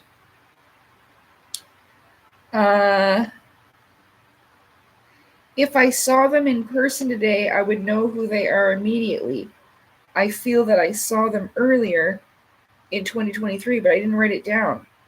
I thought I would remember, and that was a mistake. Always write it down. This was the night I saw Lioness Lady, but in her lioness body form. These higher dimensional beings can shapeshift and may have chosen forms for whatever they need them for, or can change into anything they choose, as I could at one time. So this one night, I had a lucid dream where I was fully lucid and conscious, and I was in an apartment where it wasn't where I lived now when I was writing this book. It was my old building that I lived in. But it was my home, wherever it was at that time. It was empty, though, as if I was viewing the apartment where I had just moved in. Somewhere inside, I knew it was my new place to live. It had a vinyl, click-clack, modern-style cedar wood flooring with an open dining room and kitchen area. The walls were freshly painted white, and it was very clean. Already up were these pretty silver curtain rods, and there were long to the floor semi see-through curtains already set up. There was a balcony, and in front of the sliding doors, there was a balcony, and in front of the sliding balcony doors, There was trim around the glass that was white. The doors were open, and the wind was moving the curtains around a bit. It was a really nice place, and it was nighttime and dark outside. There was a lifted entryway that you stepped down from when you came in from the balcony. It was cedar wood on top of that and painted white on the sides. I was there with Mr. Sweetcheeks and Salem, and they were walking around the apartment together, investigating the place, checking things out. And all of a sudden, I saw a lioness coming in from outside from the balcony. She slowly walked in to the lifted entryway. The lioness was so beautiful, she was almost shining, just like the Black Puma lady. Her eyes were a vibrant yellow golden color, just like Black Puma's ladies were glowing. This lioness was so clean looking, like she never ever stepped outside to get dirty. She felt female, with a warm and vibrant, strong energy. I could feel her consciousness, and she wasn't an animal. You could feel that off of her. She was way more than that. I could feel she was highly evolved and had a consciousness like my own, but more. She only looked like a lioness. I figured she was another shapeshifter, a higher dimensional being who came into my dream space. And when she walked in, she was looking around as if she was looking for something or someone. My two cats ran over to greet her as if they knew her and seemed so happy to see her as they were rubbing against her legs and following right by her side, and she was careful not to step on them. She was so graceful and powerful at the same time as she slowly walked by me. We made eye contact a few times, but she would keep looking away and continued looking for something cautiously, but seemed she was trying not to alert me or cause me alarm and thinking there was danger. I could sense this, and so I started to slowly walk with her. I could feel she was holding back from me for some reason and kind of ignored me in a way, but she was then following me around beside me for a moment, and then she all of a sudden turned around quickly, and the lioness and my two cats just walked past me in the other direction. And as I was turning to watch them go, I woke up. Like they went off after something altogether, the three of them. And I woke up after that. I don't know where they went or what happened. When I woke up, I wrote this story in my dream journal. I jotted down notes and still remember this. I remember my apartment that I was in must have been high up because I couldn't see anything other than any other buildings outside. You will know for sure if this happens to you. You can really feel these people are not regular, normal people or animals. They feel different.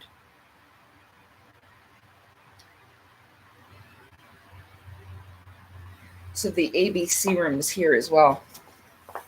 And that's where I started having these recurring dreams that felt like tests. And I met people also who have had these different types of tests. One fellow was in the military in England, but turns out that he didn't want anything to do with it when I recontacted him again. He just wanted to try to move on with his life. Why can I never get these ones specifically open?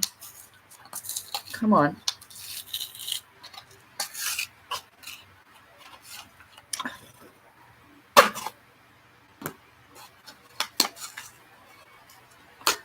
Maybe that's why they were on sale, because they're defective. It's fucking awful.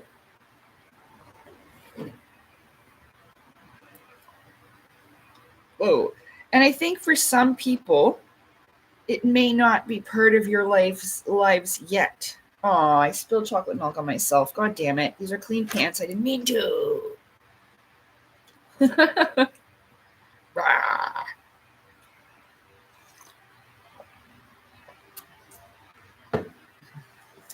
But one day it might be, especially if you open your consciousness to it. Thank you. Cheers.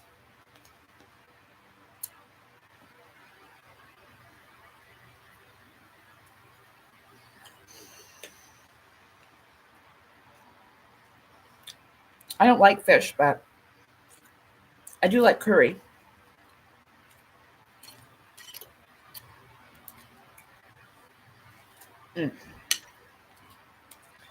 But yeah, I don't know.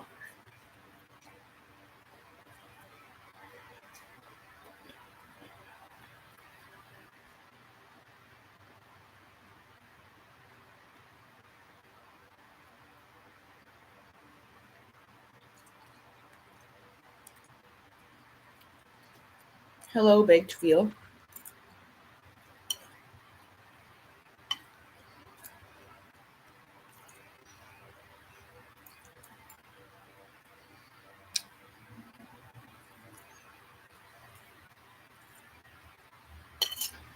I don't know. I don't know what determines that, if your reincarnation process determines that.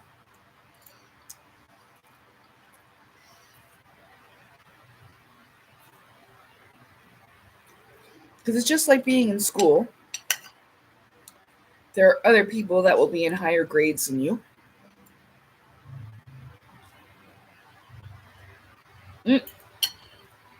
Mosquito? No. Hold on. You guys gonna come inside? We're getting mosquitoes. God damn it.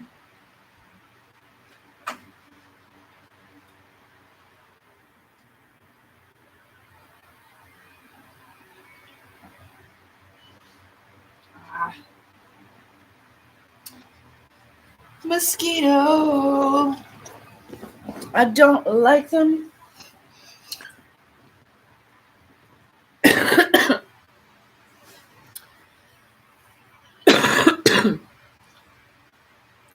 You haven't tried Indian food your whole life, Shelley?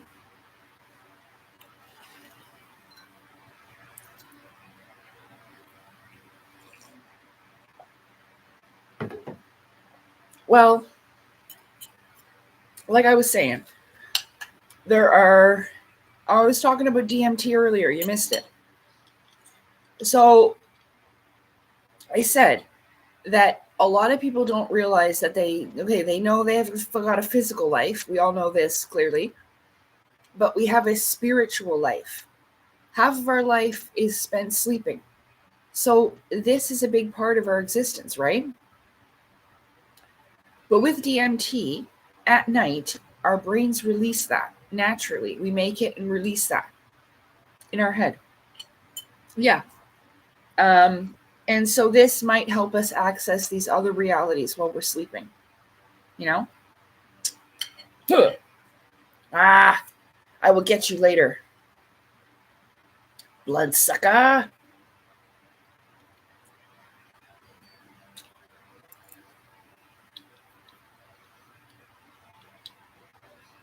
I'm itchy.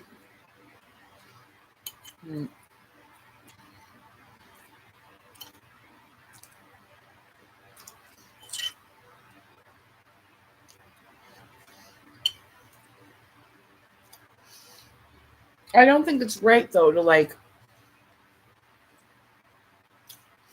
pretend that you're special and something that other people aren't.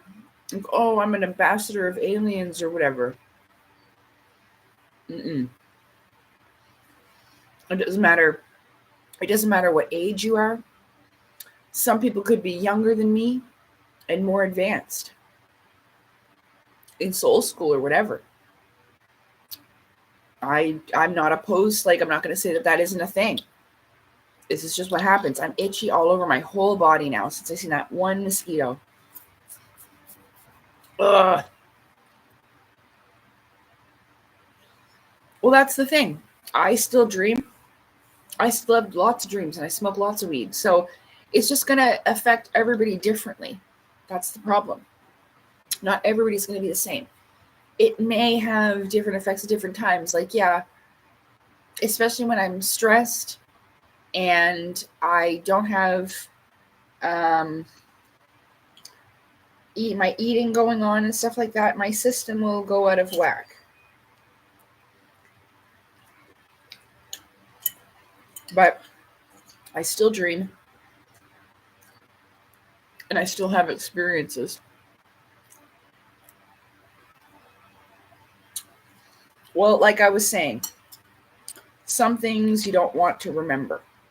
It's not that bad things are happening to me. It's just that there's a lot of battles and stuff like that that I don't want to remember.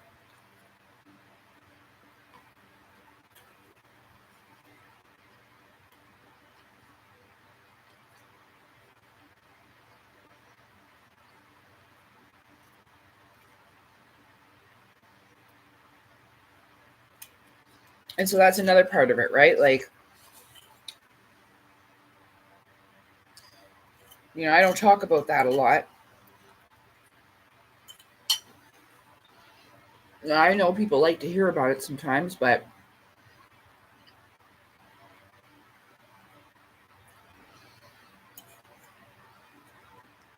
that's a serious thing, you know. You can't bring these beings back once you put out their light. They're gone.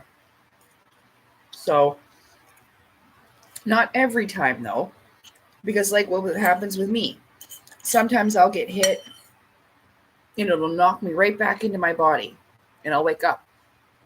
Hopefully, there's those kind of thing happening with the people that are there too. So they're not exactly dying, but they're just going back to their bodies.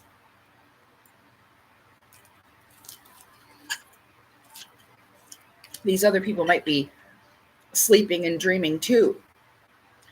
You know, hence, well, there was 2 beds on that spacecraft that I saw, that I drew the inside of. Ow! I don't like mosquitoes. Okay, come on, you guys. Come on, honeys. The mosquitoes are coming. And I don't want those in here while I'm sleeping. I don't like mosquitoes. Come on. Come on, babies. Come on, McMurph. Good girl. Have some treats. Good girl. Here we go. Here. You want a couple of treats? Here you go. There's some for sale. Okay.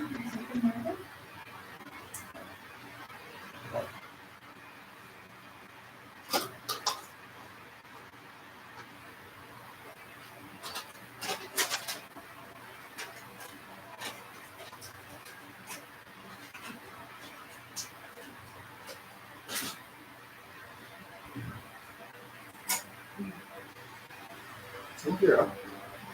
They're good. They came inside when I asked them to.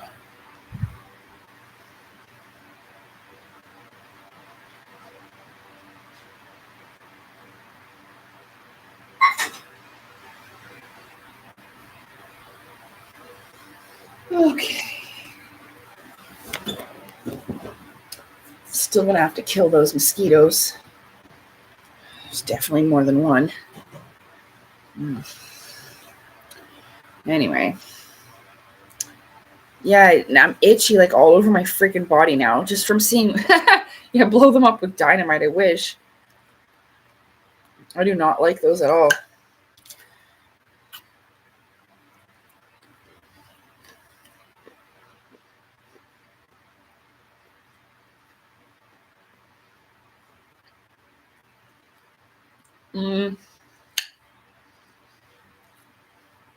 Well,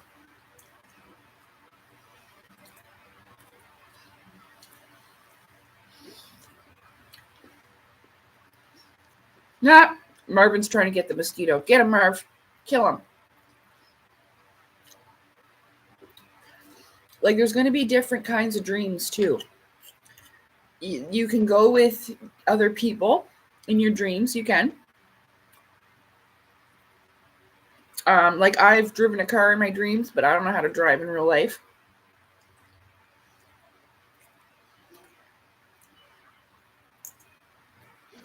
I'm a pretty good figure skater in my dreams, but I can't skate in real life.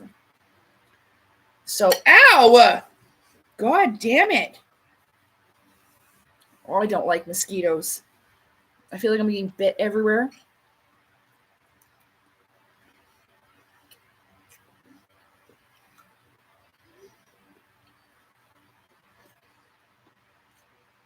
A lot of the time, nightmares and scary dreams are our subconscious trying to get us to acknowledge and pay attention to certain things, problems that we buried and hope they go away.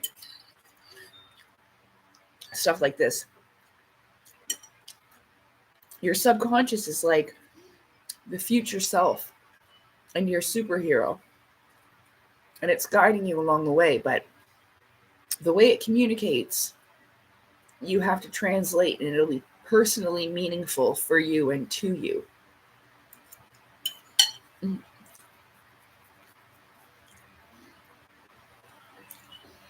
Mm.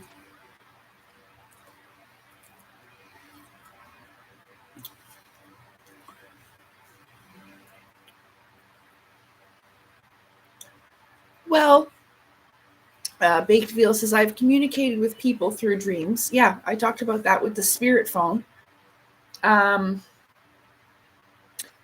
It's like where you get a phone call in the dream. Now, I've had like weird ones that remind me of like a military type of thing, but not the ones that we know of, like this higher galactic federation thing or whatever, where I gave like these reports. It wasn't nefarious or anything, but they had to like trigger me awake in my consciousness or something. I don't know. There's that. But then sometimes on the spirit phone, like my adopted mother called one time, and then I decided after many years to try and recontact her, and it turned out that she was hoping that I would contact her, and she was worried, like she was in the dream. She told me it was around COVID time, so she's like, oh, I'm just, hoping that you'll stay safe and blah, blah, blah. And I guess she was worried about me during that time. And yeah, so there's that. But you can communicate even with passed on loved ones. And a lot of the time they will come to visit you in your dreams because this is the easiest way for you to see them.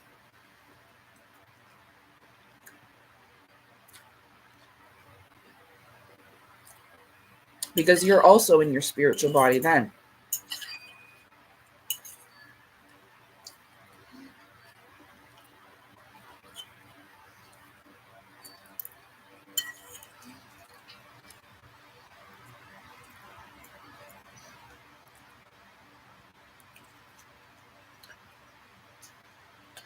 Like for me, I had a dream after I read David Wilcock's book, The Ascension Mysteries. But I had a dream of him, but I knew it wasn't him. Not an evil way. It wasn't an evil way. It looked just like him. It even had a tad bit of his energy attached to it, but it wasn't him. It was probably my subconscious and the way that I perceive him. Yeah. But he had different looking eyes, like blue sapphire-like eyes. And they were glowing, his eyes. But not in a creepy way. But it wasn't him. And I knew that. But it was my subconscious telling me that it was proud of me and that David probably would have as well. I hadn't read a book in 10 years. So that was the first book I had read in over 10 years, and I felt proud of myself.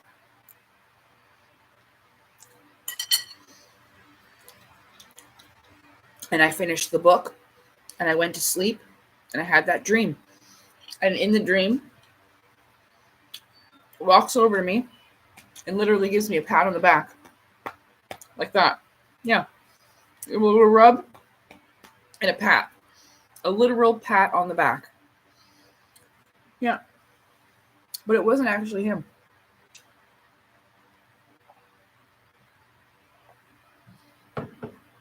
It was probably me. Like I said, my subconscious.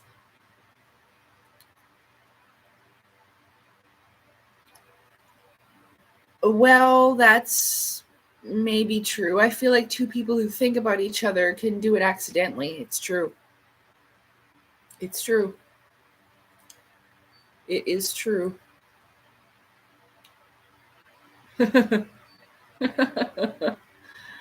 Yep. But we'll never know. We won't know if these people will remember it like you do either, right? Or if it was even them. A lot of people will tell me they have dreams about me, but frig, I don't remember. You know? Got to be careful too. Especially if you got a crush on me. They'll turn into me to take advantage of you. There are beings out there that do that. That's probably why they tried that shit with Claudio. That wasn't him. I'm just crazy. But still, it was nice. They weren't dirty or anything. But it's true. I thought about him so much that, well, oops.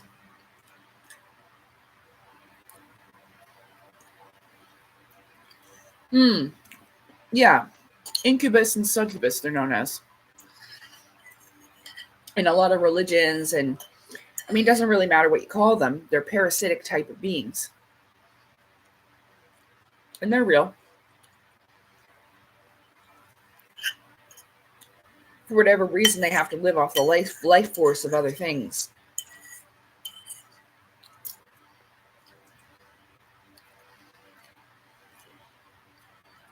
They can't sustain it themselves anymore. So, yeah. Can't be coincidence. No. I mean, but like I said, I don't sit around and delusionally think that, Claudio even knows I exist. But I did have those dreams, and I was thinking about that fella a lot. So, I can't explain that. I didn't dream him just once or twice. 5 fucking times. It's quite a bit. I don't think I've ever dreamed about someone so much. Oh my God. I had a dream, and at the end of it, he disappeared, and I ran out of the house. Claudio! Claudio! I was fucking screaming his name. When I woke up, my fucking throat was sore. I don't know where he went. I haven't seen him since then, though. Oh. I don't know where he went. I should come back and run around in my dreams some more. He wasn't naked, though. That's me. That's me who runs around naked in people's dreams. Because I didn't know that we were spirit body traveling. And I did not know that it mattered that what you go to bed in is what you're going to spirit body travel in. And so I was doing that in my birthday suit for a very long time. And I didn't understand. Like, I would show up to places and people would be like, oh, but I thought this because they didn't like me. No, it's not because they didn't like me. It's because I was naked. And I didn't realize, look, what's the matter with you? Let's fight these guys. And I'm naked. Like nothing on.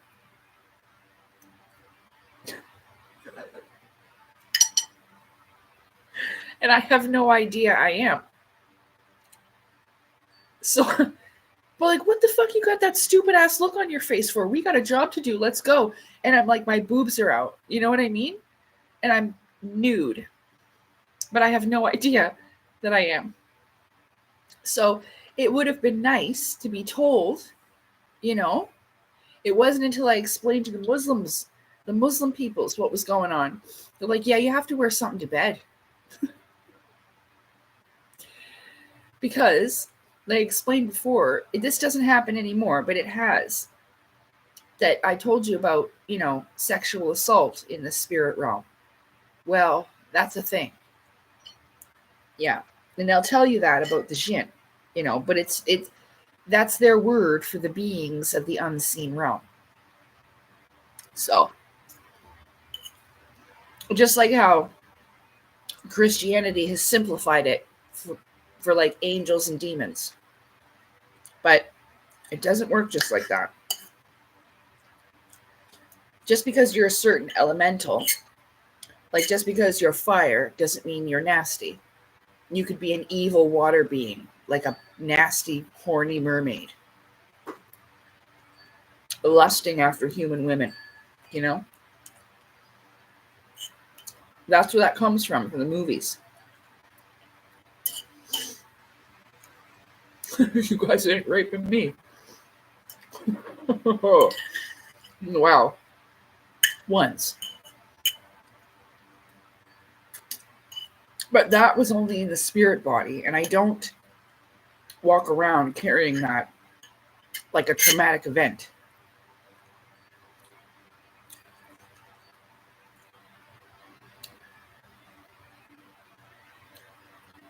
No, it's okay. Any questions? Okay. To wear clothes if you're trying to, yeah. Well, I mean, it's recommended because you're gonna go. You can at certain points, like shapeshift yourself so you'll be able to make yourself taller or even better more attractive if you think that in some ways you can change your looks, but you should wear something, and again, this is why David Wilcock has those pajamas, his special pajamas that he kept, because that's when he remembers first astral traveling in them. So, and you will go to sleep that, in the clothes that you went to bed in. So, but I'll tell you about the ABC room, because this one's really good. This dream recurred like they were checking at different intervals, but it was when I was young, really young. I remember, this is called the ABC room. I remember having a recurring dream when I was about 7 to 10 years old. I remember that they began earlier in my life. This was one of my first lucid dream memories, but I had it every so often, and it was always the same setup. Like, it wasn't every night.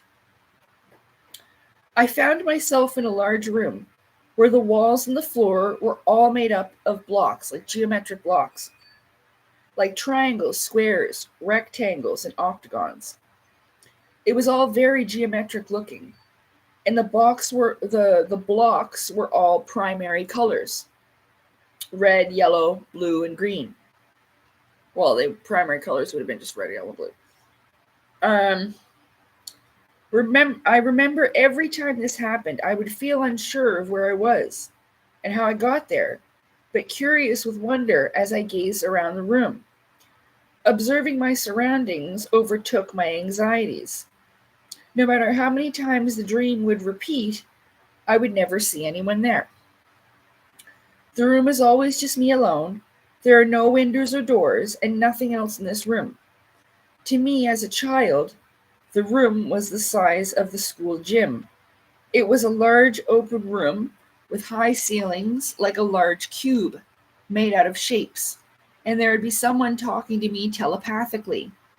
I could hear them and feel them, but could not. I'm so itchy for that mosquito. Could not see them. I could hear them and feel them, but could not see them. And the instructions on what to do, I heard in my head telepathically and also felt intuitively. This is a place of thought and feeling. On the floor, equal distance from each other, there are 2 rows of 3 holes or pits on the floor that looked black, and I was always standing at one end of the room. The goal every time was to walk between the pits, down the middle of them, and as I passed by each pit, I'm not really sure if I was allowed to look or not, but I think it was an intuitive thing. I had to guess, but I never looked anyway. I have to tell them what is in the pit. Sometimes it's spiders or bugs. Sometimes it's a puppy barking. Sometimes it's a person asking for help to get them out of the hole. They, whoever it was, tested me over and over and over again. I could feel them reading my emotions as well as my thoughts, as if it was some kind of test. Someone was running on me like some kind of experiment. It was if they were seeing how I reacted mentally, physically, and emotionally. Eventually, one day, the stream just stopped, but the tests continued. They just changed over time. The cats are playing. This experience was not what I would call scary, but sometimes I got anxious looking into the holes. So I would use my intuition and tell them what was in there instead of looking. I do not believe the intention was to scare me, but to test me. The next experience was one of the scariest lucid dreams I ever had in my life, but in the end of it, I meet some people dressed in military style, but it looks more like the Navy, and it's actually a navy blue color. So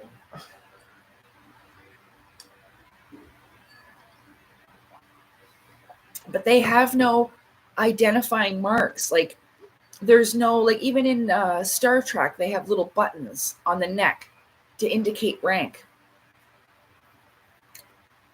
There's nothing on the suits. Even they looked like even a police officer's uniform. Like they had black boots up to the knee. But they felt like police officers. They had an octagon like blue hat with a black rim on it.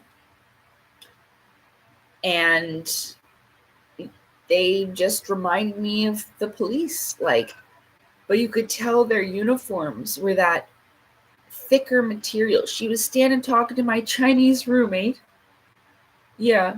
It was like someone just came to me and was like, "Oh, you got a new roommate. She's Chinese. She's from China." But they didn't tell me what her name was. "What's the matter, Salem? What's the matter? Did you get your ass kicked? Are you whining? Yeah, you okay?" Oh, wound him up. He just ran, and there he goes. Go get her. Back to fighting. But yeah.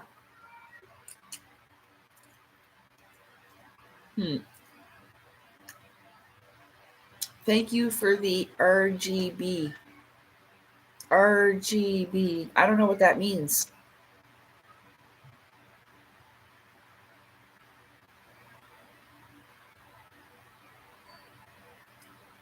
No, why? Huh?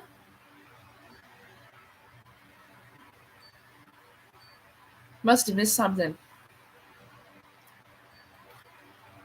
Oh, primary colors. No yellow?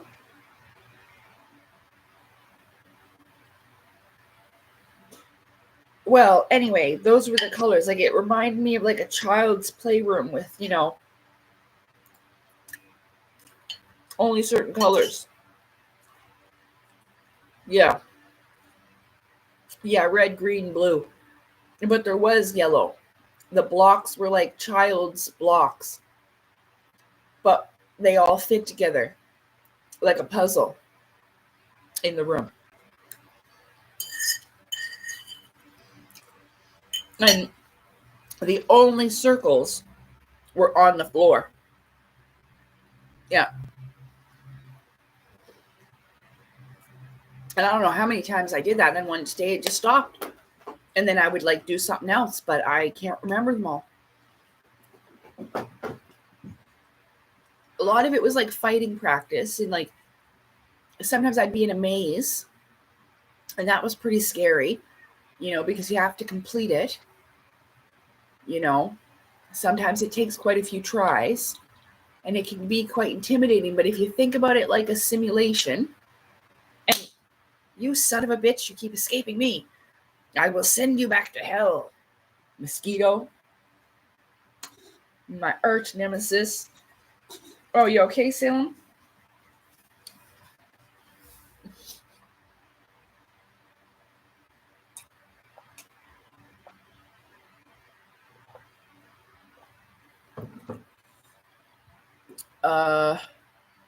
Yeah, I was trying to kill a mosquito.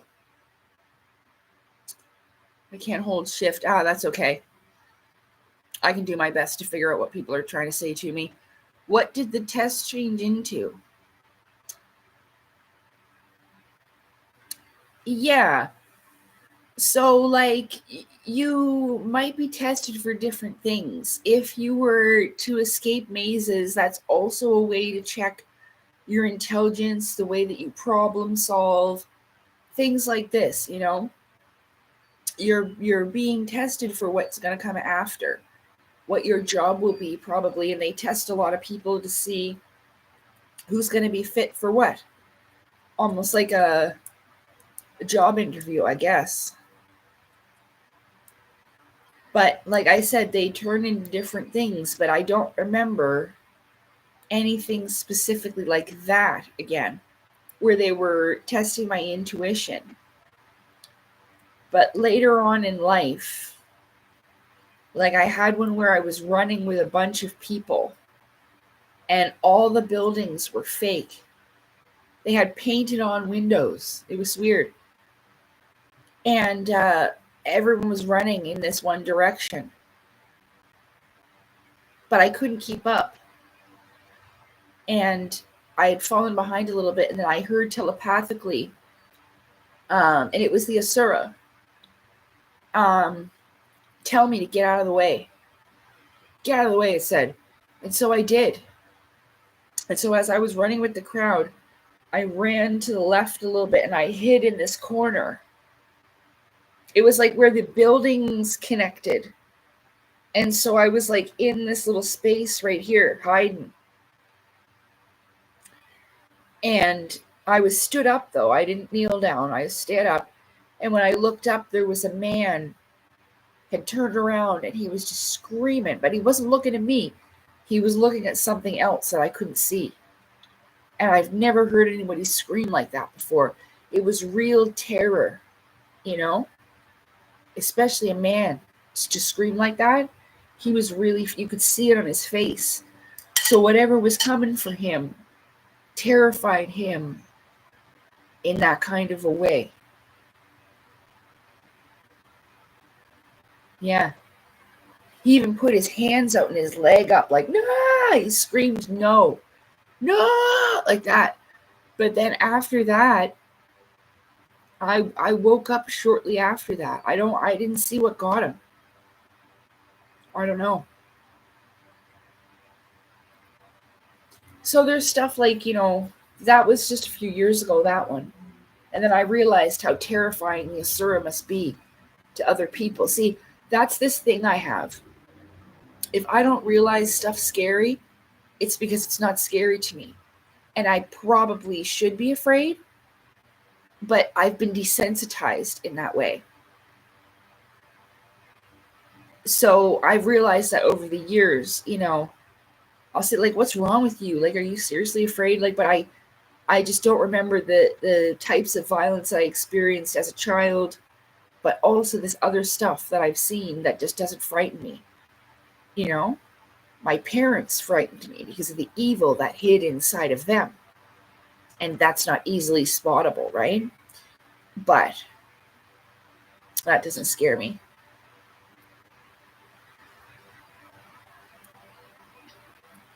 Yeah, a lot of it had to do with fighting. A lot of it had to do with testing my powers after that. They more so tested my mental, emotional, physical reaction. And this was in the spirit body, remember? Like I would have these in lucid recurring dreams over and over. It wouldn't happen every single night.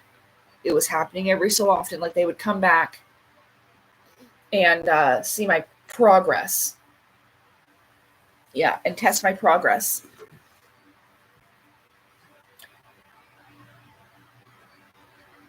No, it wasn't like a wrestling ring, Scott. No.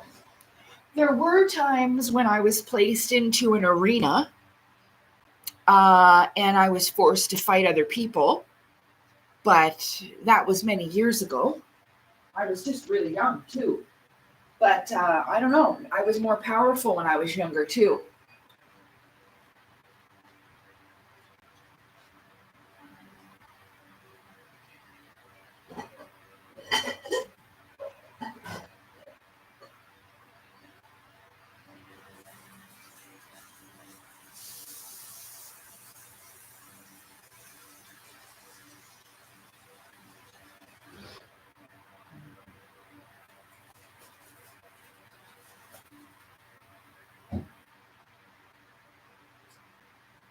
Okay. I actually do have a little cake. It's like a half moon. They taste like that. Like a little half moon cake, but it's not as sweet and artificial tasting. These are little Italian cakes, but I can't remember what they're called. Milky cake or something. A little milky cake. See?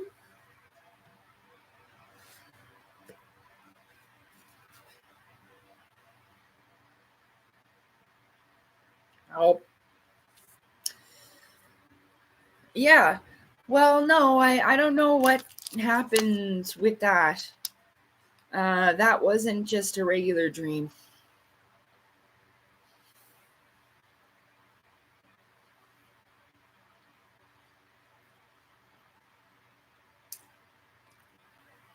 Sometimes I'll be slow to react because I don't realize what people are so afraid of. Well,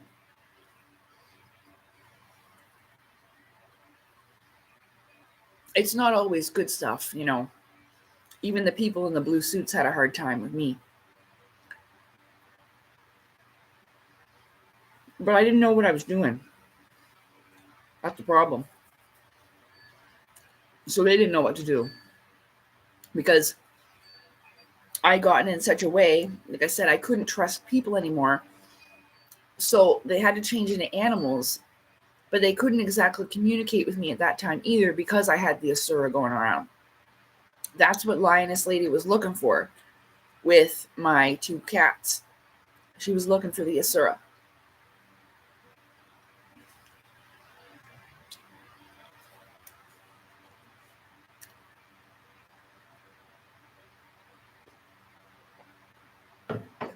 And so it's tricky like that. They'll hide. And so she was looking for it in that dream. Mm.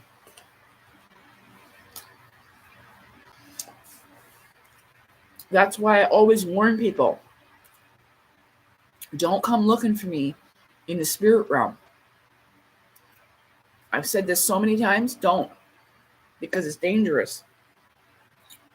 It's not that I am, but the Asura is. So it'll take you as a threat. It's just how it works, especially because you weren't invited. You know? Yeah.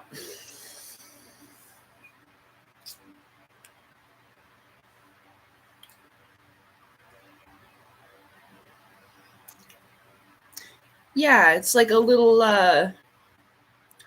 snack cake.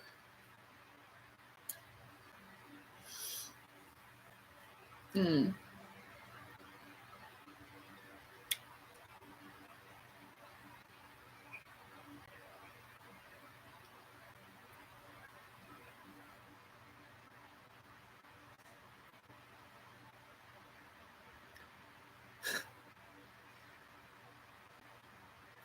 I used to run away from Soul School a lot of the time.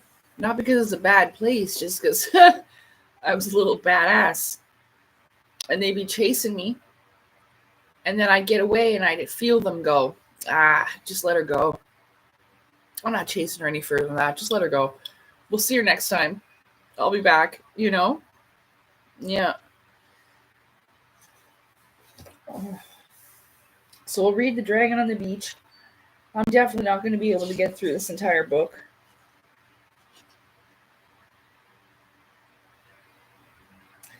There's different examples of missions, examinations, like where I was taken somewhere in some house. I don't know where the fuck I was. It was nice though. Sometimes the lights are off, sometimes the lights are on. In this one, I was aware that there were people sleeping in the home. They had left all the lights on purpose, so that we could see. I know this is bizarre, but sometimes it almost feels like these are the types of entities that get into people's houses, these parasitic entities, but there are also people who are sent to get rid of them out of your house in the spiritual realm. It reminded me of that movie, The Rest in Peace Department. It's kind of like that. There are people that deal with stuff in the afterlife. Oh, I almost ate that one. Fucking mosquito. Now my foot's itchy. I just have to see the mosquito. What is that? I just have to see it and I'm itchy. Oh yeah, here we go. Here's the old man abuser. So you're here now. You're in my live chat. You keep coming back every week telling me how fucking crazy I am.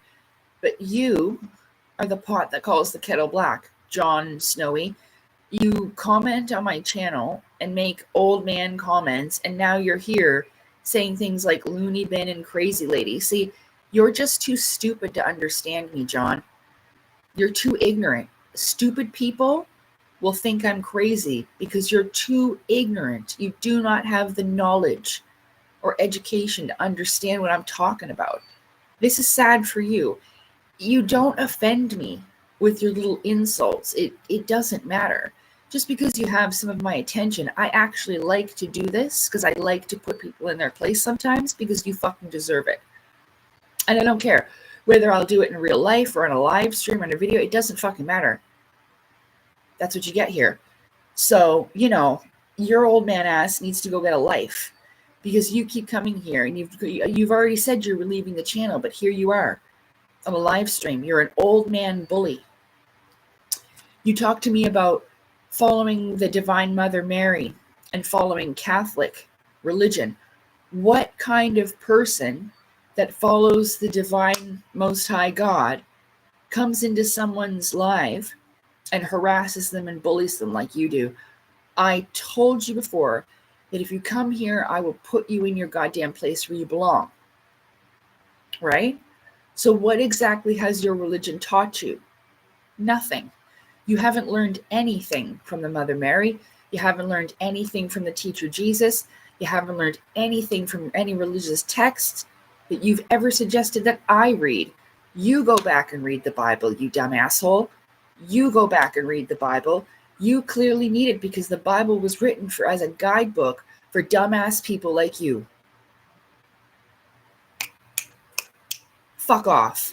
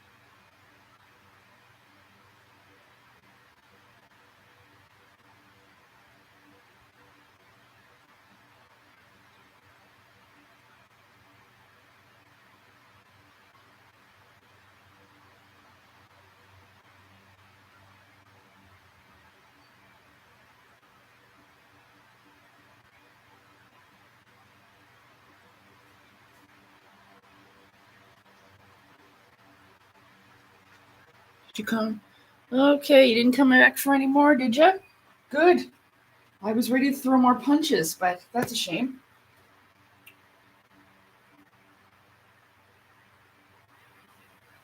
Oh well, there's always next time. I'm sure there'll be another one that'll come back. And we'll box your ears as well.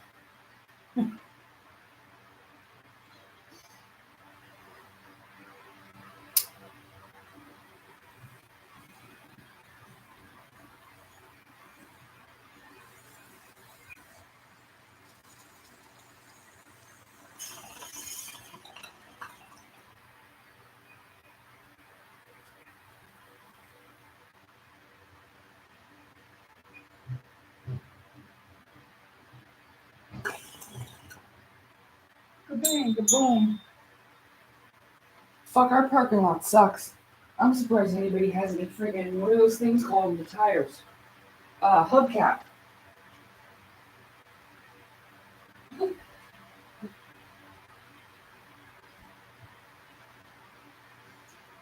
Hubcaps be flying off every day.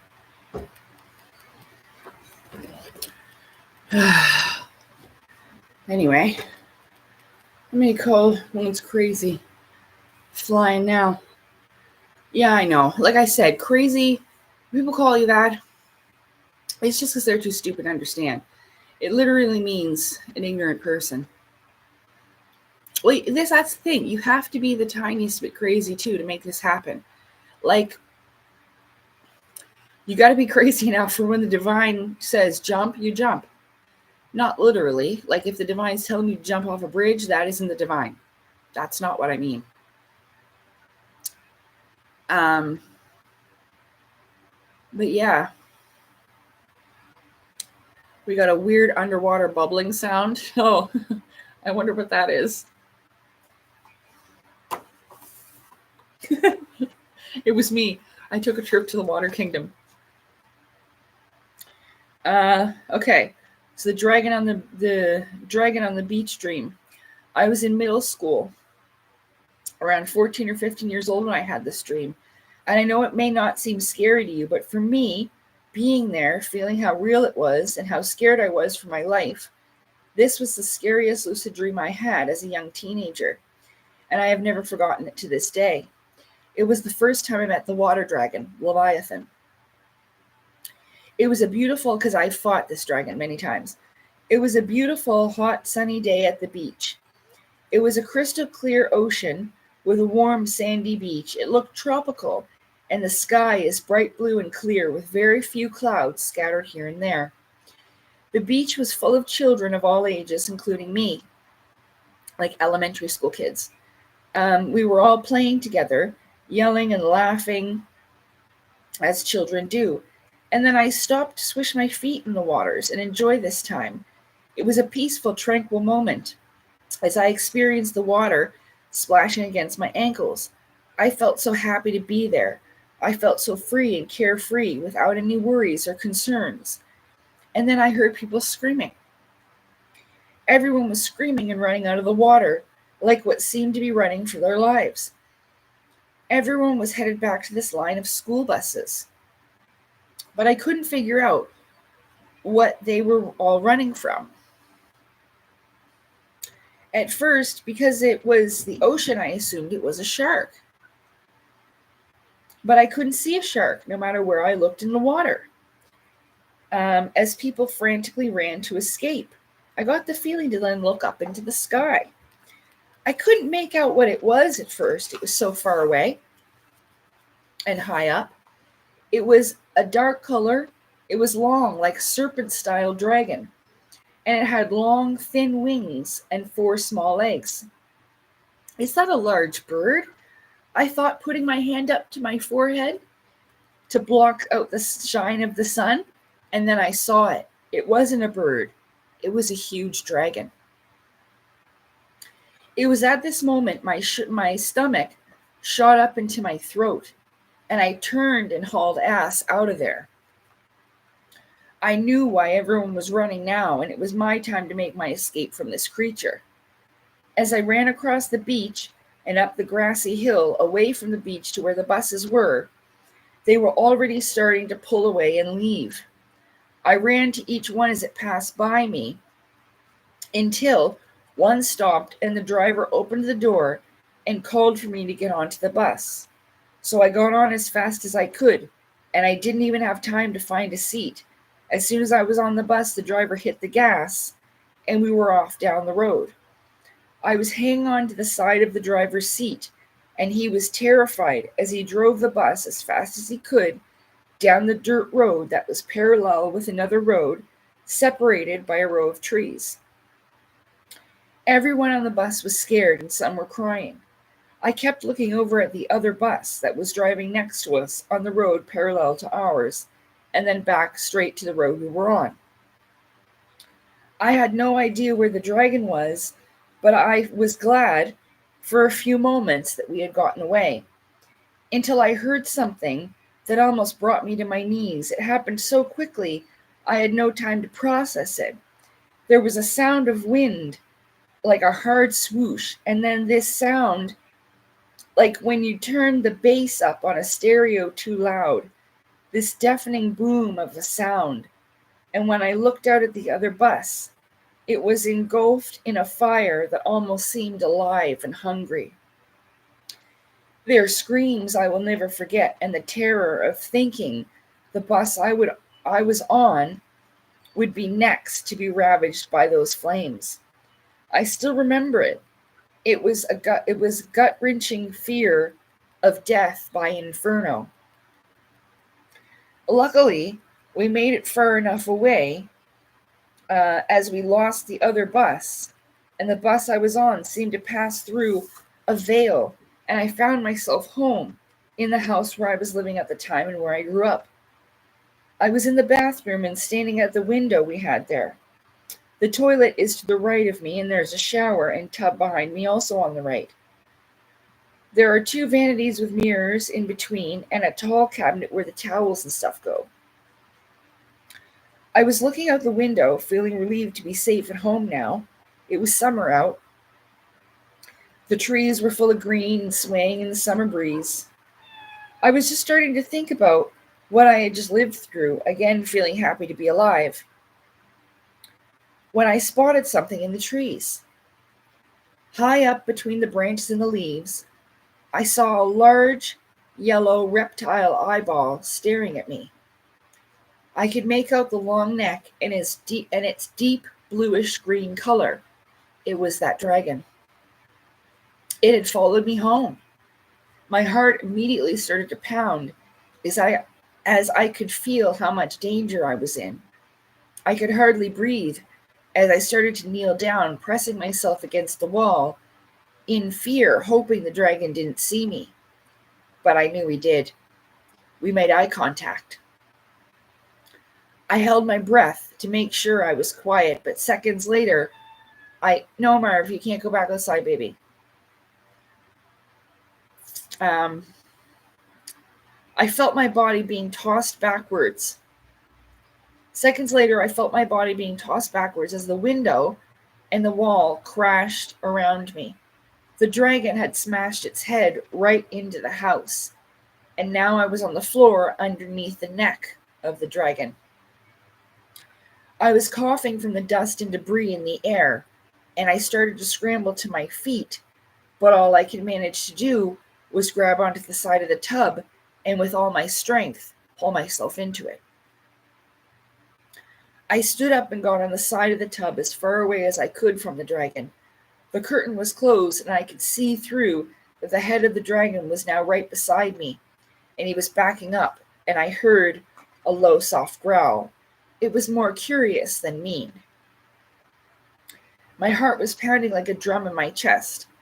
I was shaking, standing there, hoping he would go away. When he stopped, I then saw the point of its muzzle stick into the curtain, and he started sniffing me. The dragon pushed in further till his nostrils were inches away from me, and he was sniffing me still. Then he just left. He pulled his head out slowly and left. I had no idea what was going on, but I jumped out of the tub, moving the curtain out of the way because the dragon had left. And I grabbed the door handle, and when I opened the door and ran out, I was somewhere else. I then knew it was I was in my apartment, even though I had never seen this place before. And there were people there. 3 people. There was a woman and 2 men. I sat down on a big sofa chair and watched them as they talked. They kept looking over at me, as if they were talking about me, and somehow I knew what they were discussing, what had just happened. The woman had black medium-length hair down past her shoulders and was wearing a white tank top and light blue jean shorts. She looked Asian with the slanted eyes and very fair skin. Yes, the almond-shaped eyes. But they were like, she looked Asian, but she looked different. I can't explain it. And she was very, very, very, not like deathly pale, but she didn't even have the pink tone that I have in my skin. She didn't have that. She was very fair.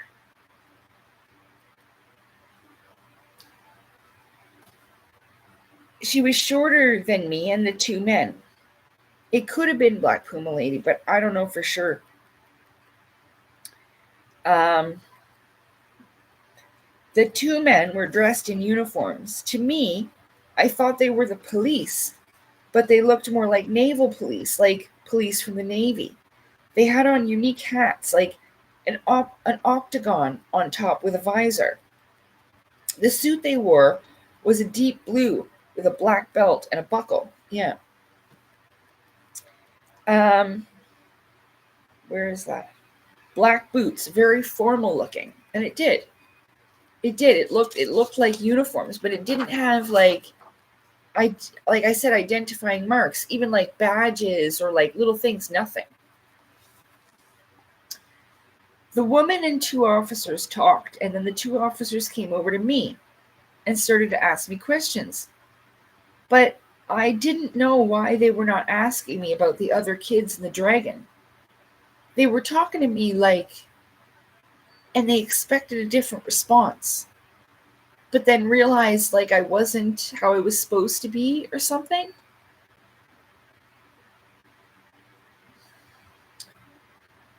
So I started to explain we needed to go back and save them, and they looked at me puzzled. I felt like they were expecting another answer, but I saw the looks on their faces change. They knew I had no idea what was going on, because there was something more I wasn't aware of, clearly. The woman came over to me, hearing my distress, and wrapped me in a blanket. I remember hearing her trying to soothe me, but I was very upset. I just laid back and cried. I then woke up in my bed, and I was hysterically crying and whimpering in fear. I was so scared, I jumped out of bed and called my friend Sarah, who lived across the street. I told her I just had the scariest dream and I needed to come over. I was home alone because my parents were at work, and it was the weekend or something, I don't know. I remember running all the way there, still in my night clothes, crying my eyes out. Sarah was so concerned she was waiting for me at the door. I told her my dream when we sat down to play video games together. Even she was amazed at the detail of my dream, but every word of it is true. I'll never forget that as long as I live. And I have never forgotten to this day. I was 15, and when I wrote this, I was 37. Yeah. So, there's stuff like that.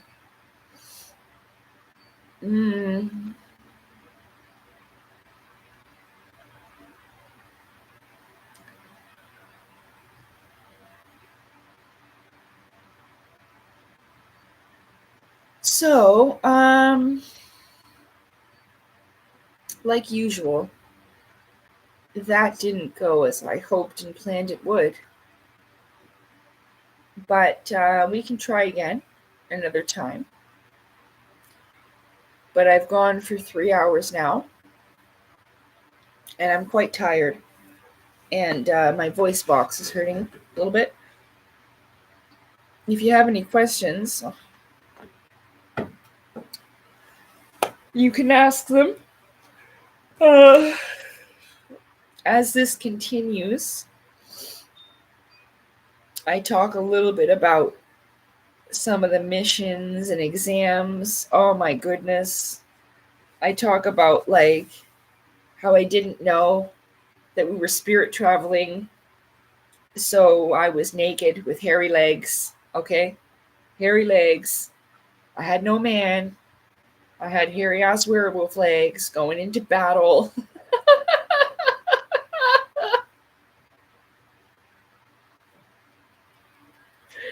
And they weren't laughing at me to be mean.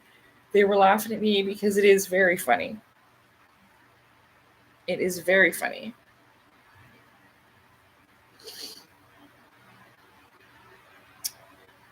But yeah, I give a whole bunch of different examples.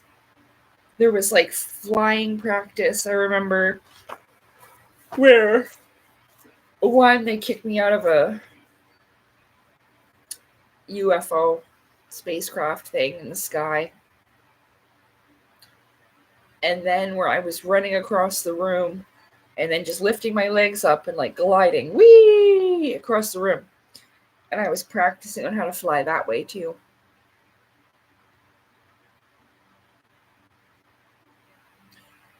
See, sometimes they would have to do stuff to trigger my powers and abilities that I had before.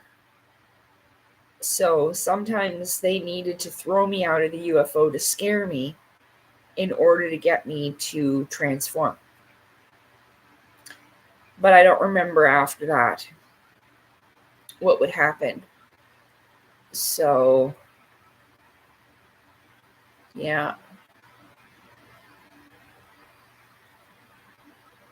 Like I said, there's points where I would know I would have to go to sleep, even at abnormal times of the day.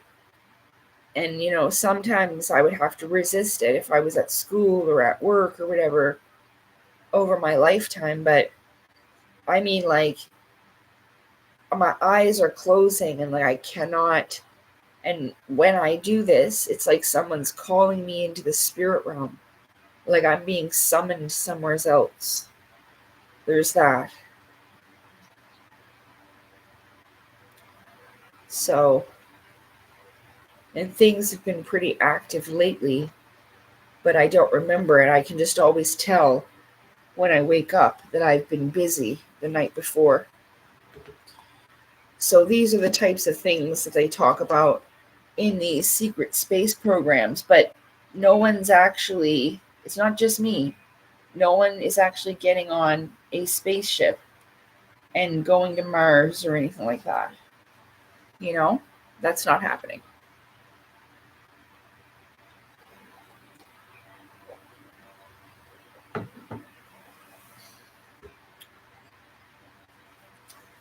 So, yeah.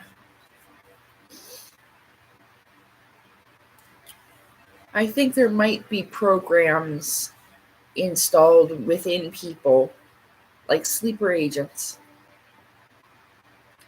where, you know, they might be convinced that the government tried to ask them if they wanted to be part of a Mars program or something.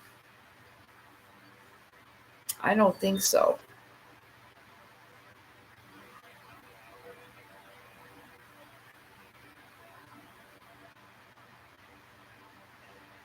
I mean, no one came to the door. You know what I'm saying?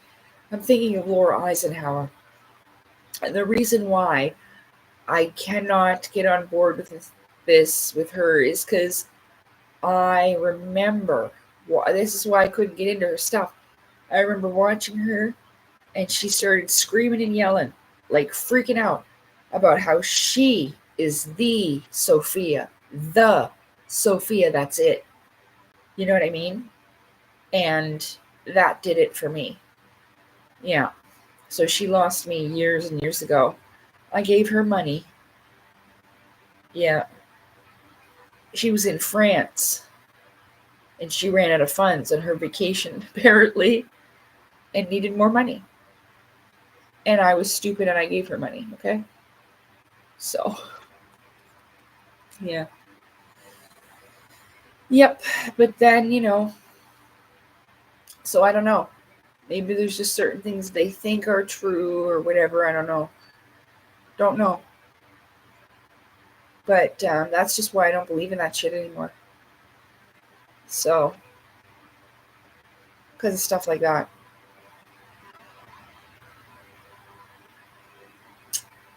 No, because I mean, the moment that I even sell it digital, what's the point? Someone will just download it, put it on the internet for free. So, what's the point? Even if I put it,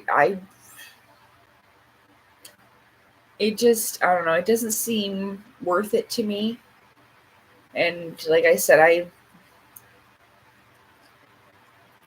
well, this is the thing. I don't. Amazon was printing it.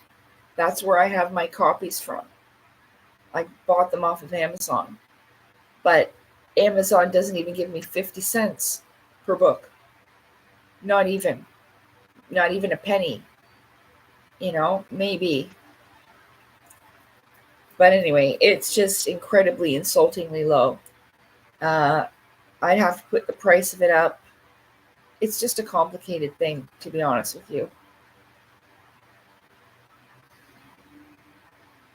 So eventually I would like to do this, be able to properly tell these stories, but it's unlikely that, people want to sit through a 3-hour live stream. So I'll have to decide what to do about it. I don't know.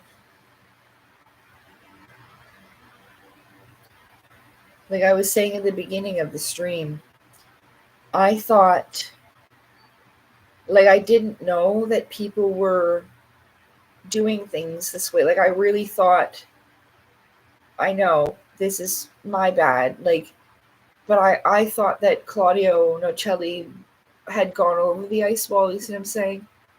Like, they kind of make it seem like they're these alien contactee hero type of people. And I can take some responsibility for my own mistake, right? Of like projecting that onto somebody, but I didn't realize that those were uh,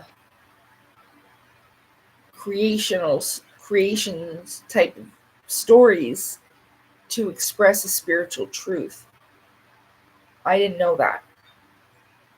And I thought this was all their 100% truth. And so when I was told years ago that when I do this, come out, because I didn't know, I didn't think anybody would like me, but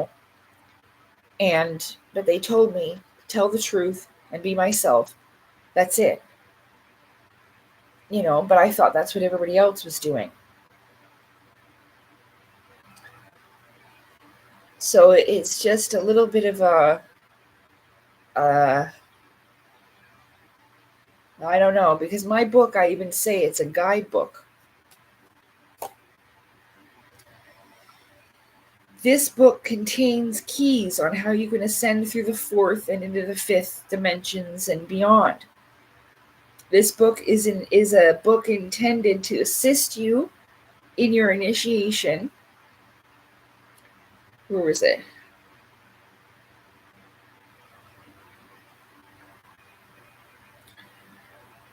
I just lost my place. This is a book intended to assist you in your initiation, and there's also a way for me to release this burden. This has been on my heart, mind, and soul. You have sought out this gateway. Seek, and ye shall find. I thought I said something about it being a guide. I guess I didn't, though. But it's more like that, sharing whatever I could, so that if people read it, they'll go, hey, I had a dream like this once, or I had something like this happen to me. And hopefully it triggers their mind and consciousness so that they can put their puzzle pieces together like I did. And you may not have them all, But hey, it doesn't matter, how long it takes you to finish the puzzle, as long as you finish it. You may have some parts together and not others. That's okay.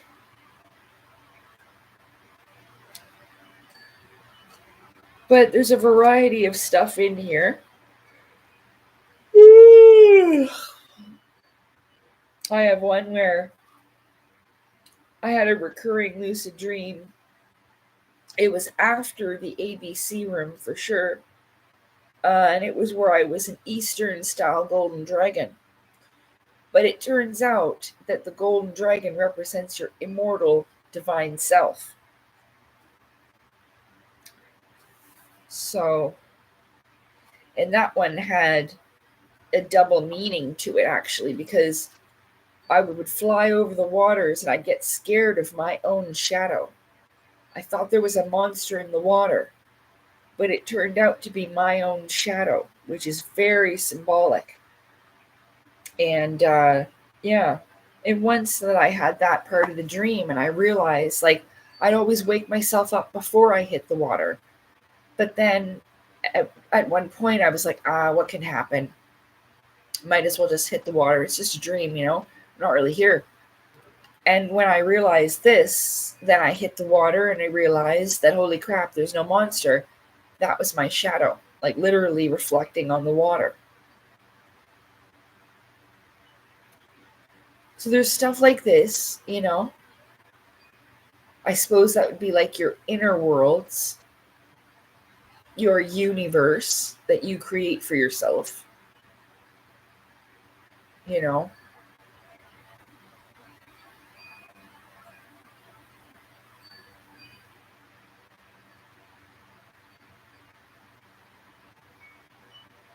But yeah. So I'm tired now. And I hope you enjoyed tonight. And I'll be back again whenever, Hopefully my first interview will be posted. Oh, that's why I'm all stuffed up. It's smoky in the air. I gotta turn my air purifier thing back on. Yeah, because there's forest fires again. So, but it rained a little bit, so hopefully we get rain and the country doesn't burn down. So good. Yeah. Yeah, I know there's people that listen in the background, so hello to you. And yeah, I'm probably just gonna clean up a little bit, watch a movie or something, go to bed. And schedule another one of these where we'll go over some more stories in my book. I said I wasn't going to digress all over the place, but I did anyway. And that's okay. I hope you've been enjoying your video game, Mew.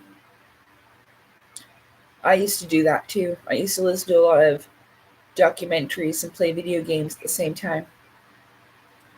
It keeps my mind busy sometimes when I feel like I need that. Not all the time. But, or like the other night, here, I'll show you something I made. It's not finished. Oh, what?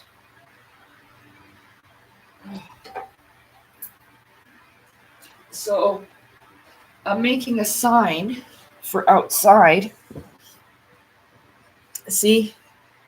It's just like a sign for outside that lets people know that it's okay, that they can come and say hi to my kitty cats.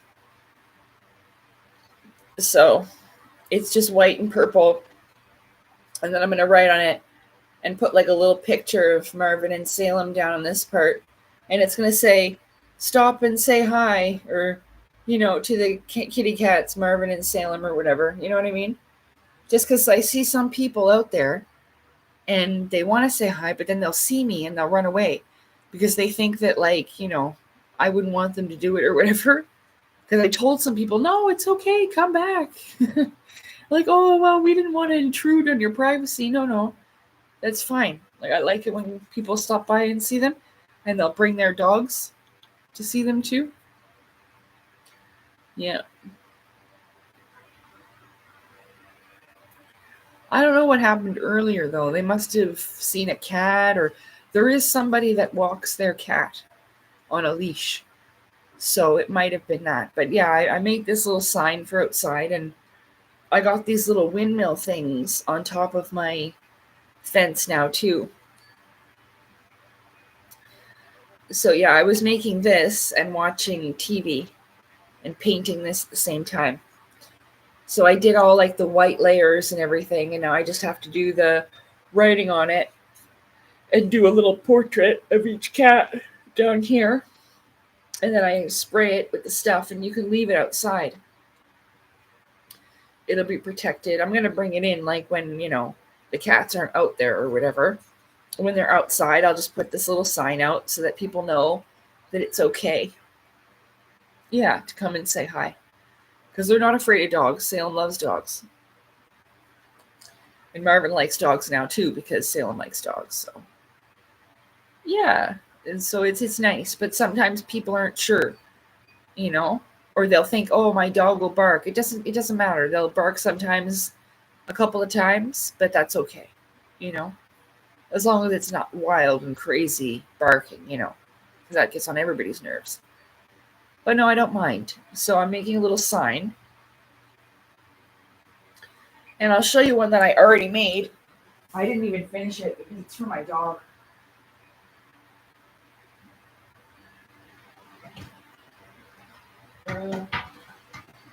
There. I just have to put her name on it.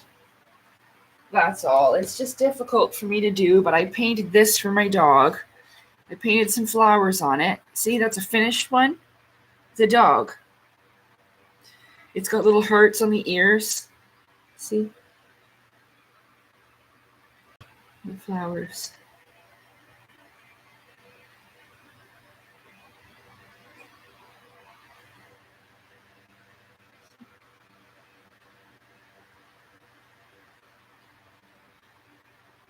See?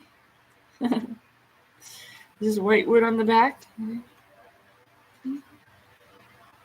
Cute, huh? Made that.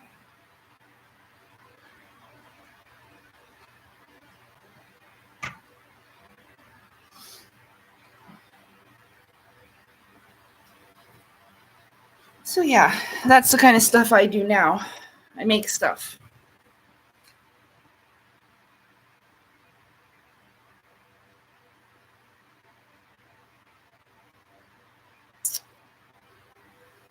Yeah. Yeah. So I enjoy that now. I don't really have a means to play any video games anyway. I kind of, no offense, but for me personally, I feel like it's a waste of my time. I played a lot of video games in my day, so I try to do other stuff. I miss it sometimes.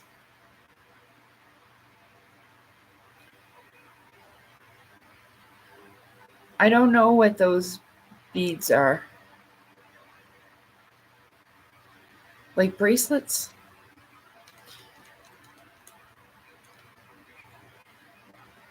Thank you. Well,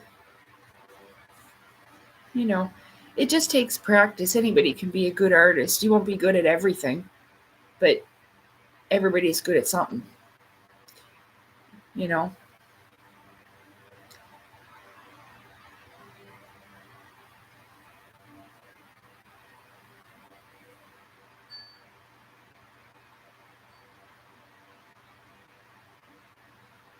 Oh, and you use the iron on it.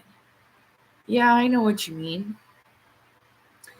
Oh, Final Fantasy VIII. I played that game so many times.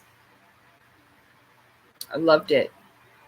I still remember, like, I bet you I could get through the Minotaur maze and figure out my way there.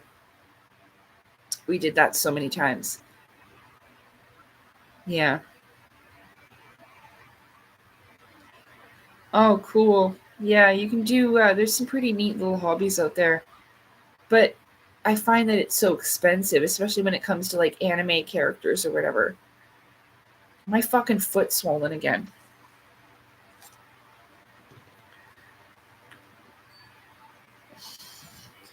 I got swollen feet.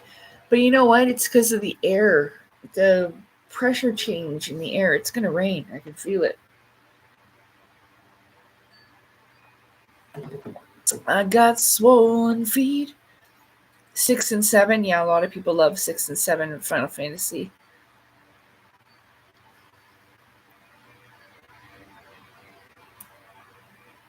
Yeah, black and white color. Yeah, I know what you mean. I remember those little melty beads from the 90s too. You could make little characters. Disney characters too were popular. Ow, now my foot's right itchy. Okay, I gotta go. Yeah. Those are pretty cool. I liked that stuff. They looked really neat. There was also like iron-on t-shirt things. I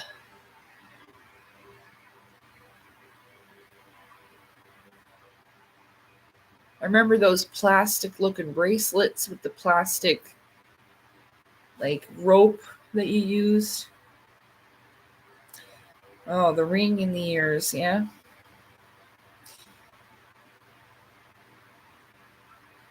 Yeah, like a puzzle. Yeah, it keeps your mind busy. That's what I mean.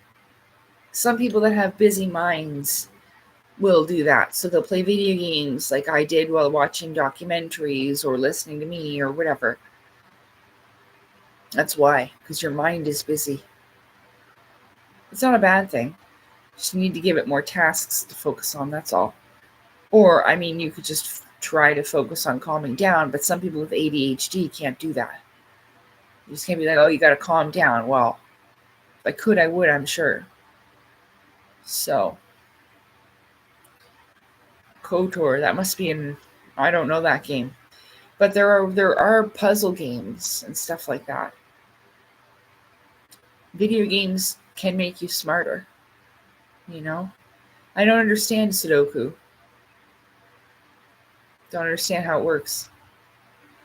I like those games where you have to pick out hidden items. You know, find little hidden items. That helps you be more observant. So, but anyway, I'm getting real tired. Look at my face. I'm tired now. No, I don't. Coder. Scott does. I don't know Coder. I don't know what that is.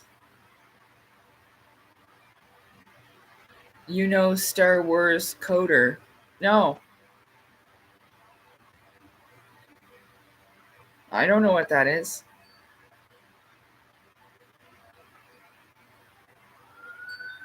Freddy Fish. What's that? I don't know. I don't know everything, you guys.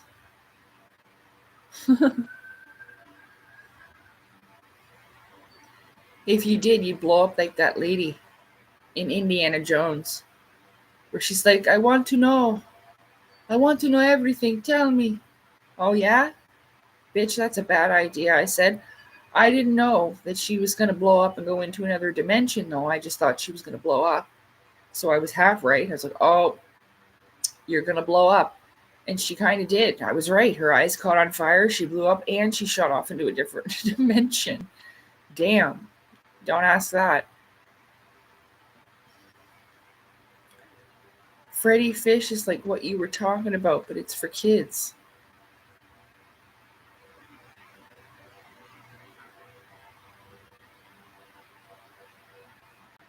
Oh, like finding stuff games?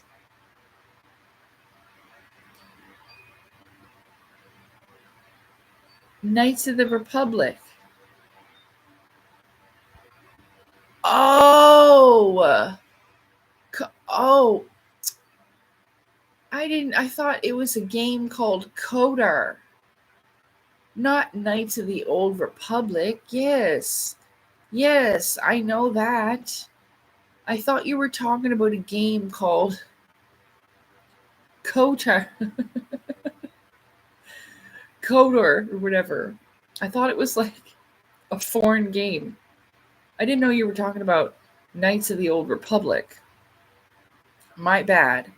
Yes, of course I do. I know that game and I loved that game a lot. And I would always choose the right thing to do because I not only because I wanted to become a Jedi, but because that's just how I am. Help people, don't rob them and stuff like that, you know? Ouch. Okay, I gotta go. My fucking feet are swollen.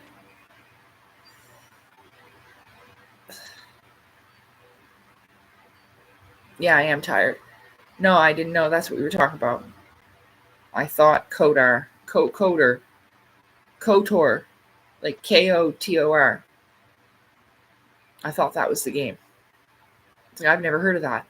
But yes, I used to have it on Xbox, and it was a really cool game. I enjoyed the heck out of it. It was long, and it was really good. That's what she said. Yes.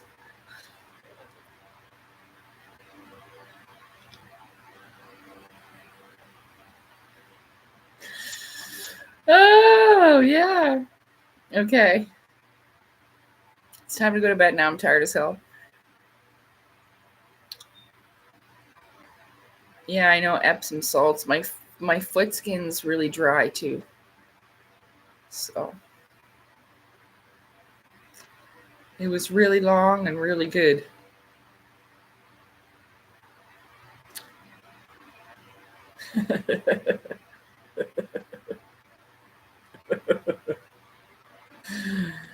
Okay. Good night, everybody. I'm falling asleep. Okay, so I'm gonna say good night here. I'll be back again when I can. I'll try to do like a weekly live stream. I'll try to. Okay. Good night. Bye.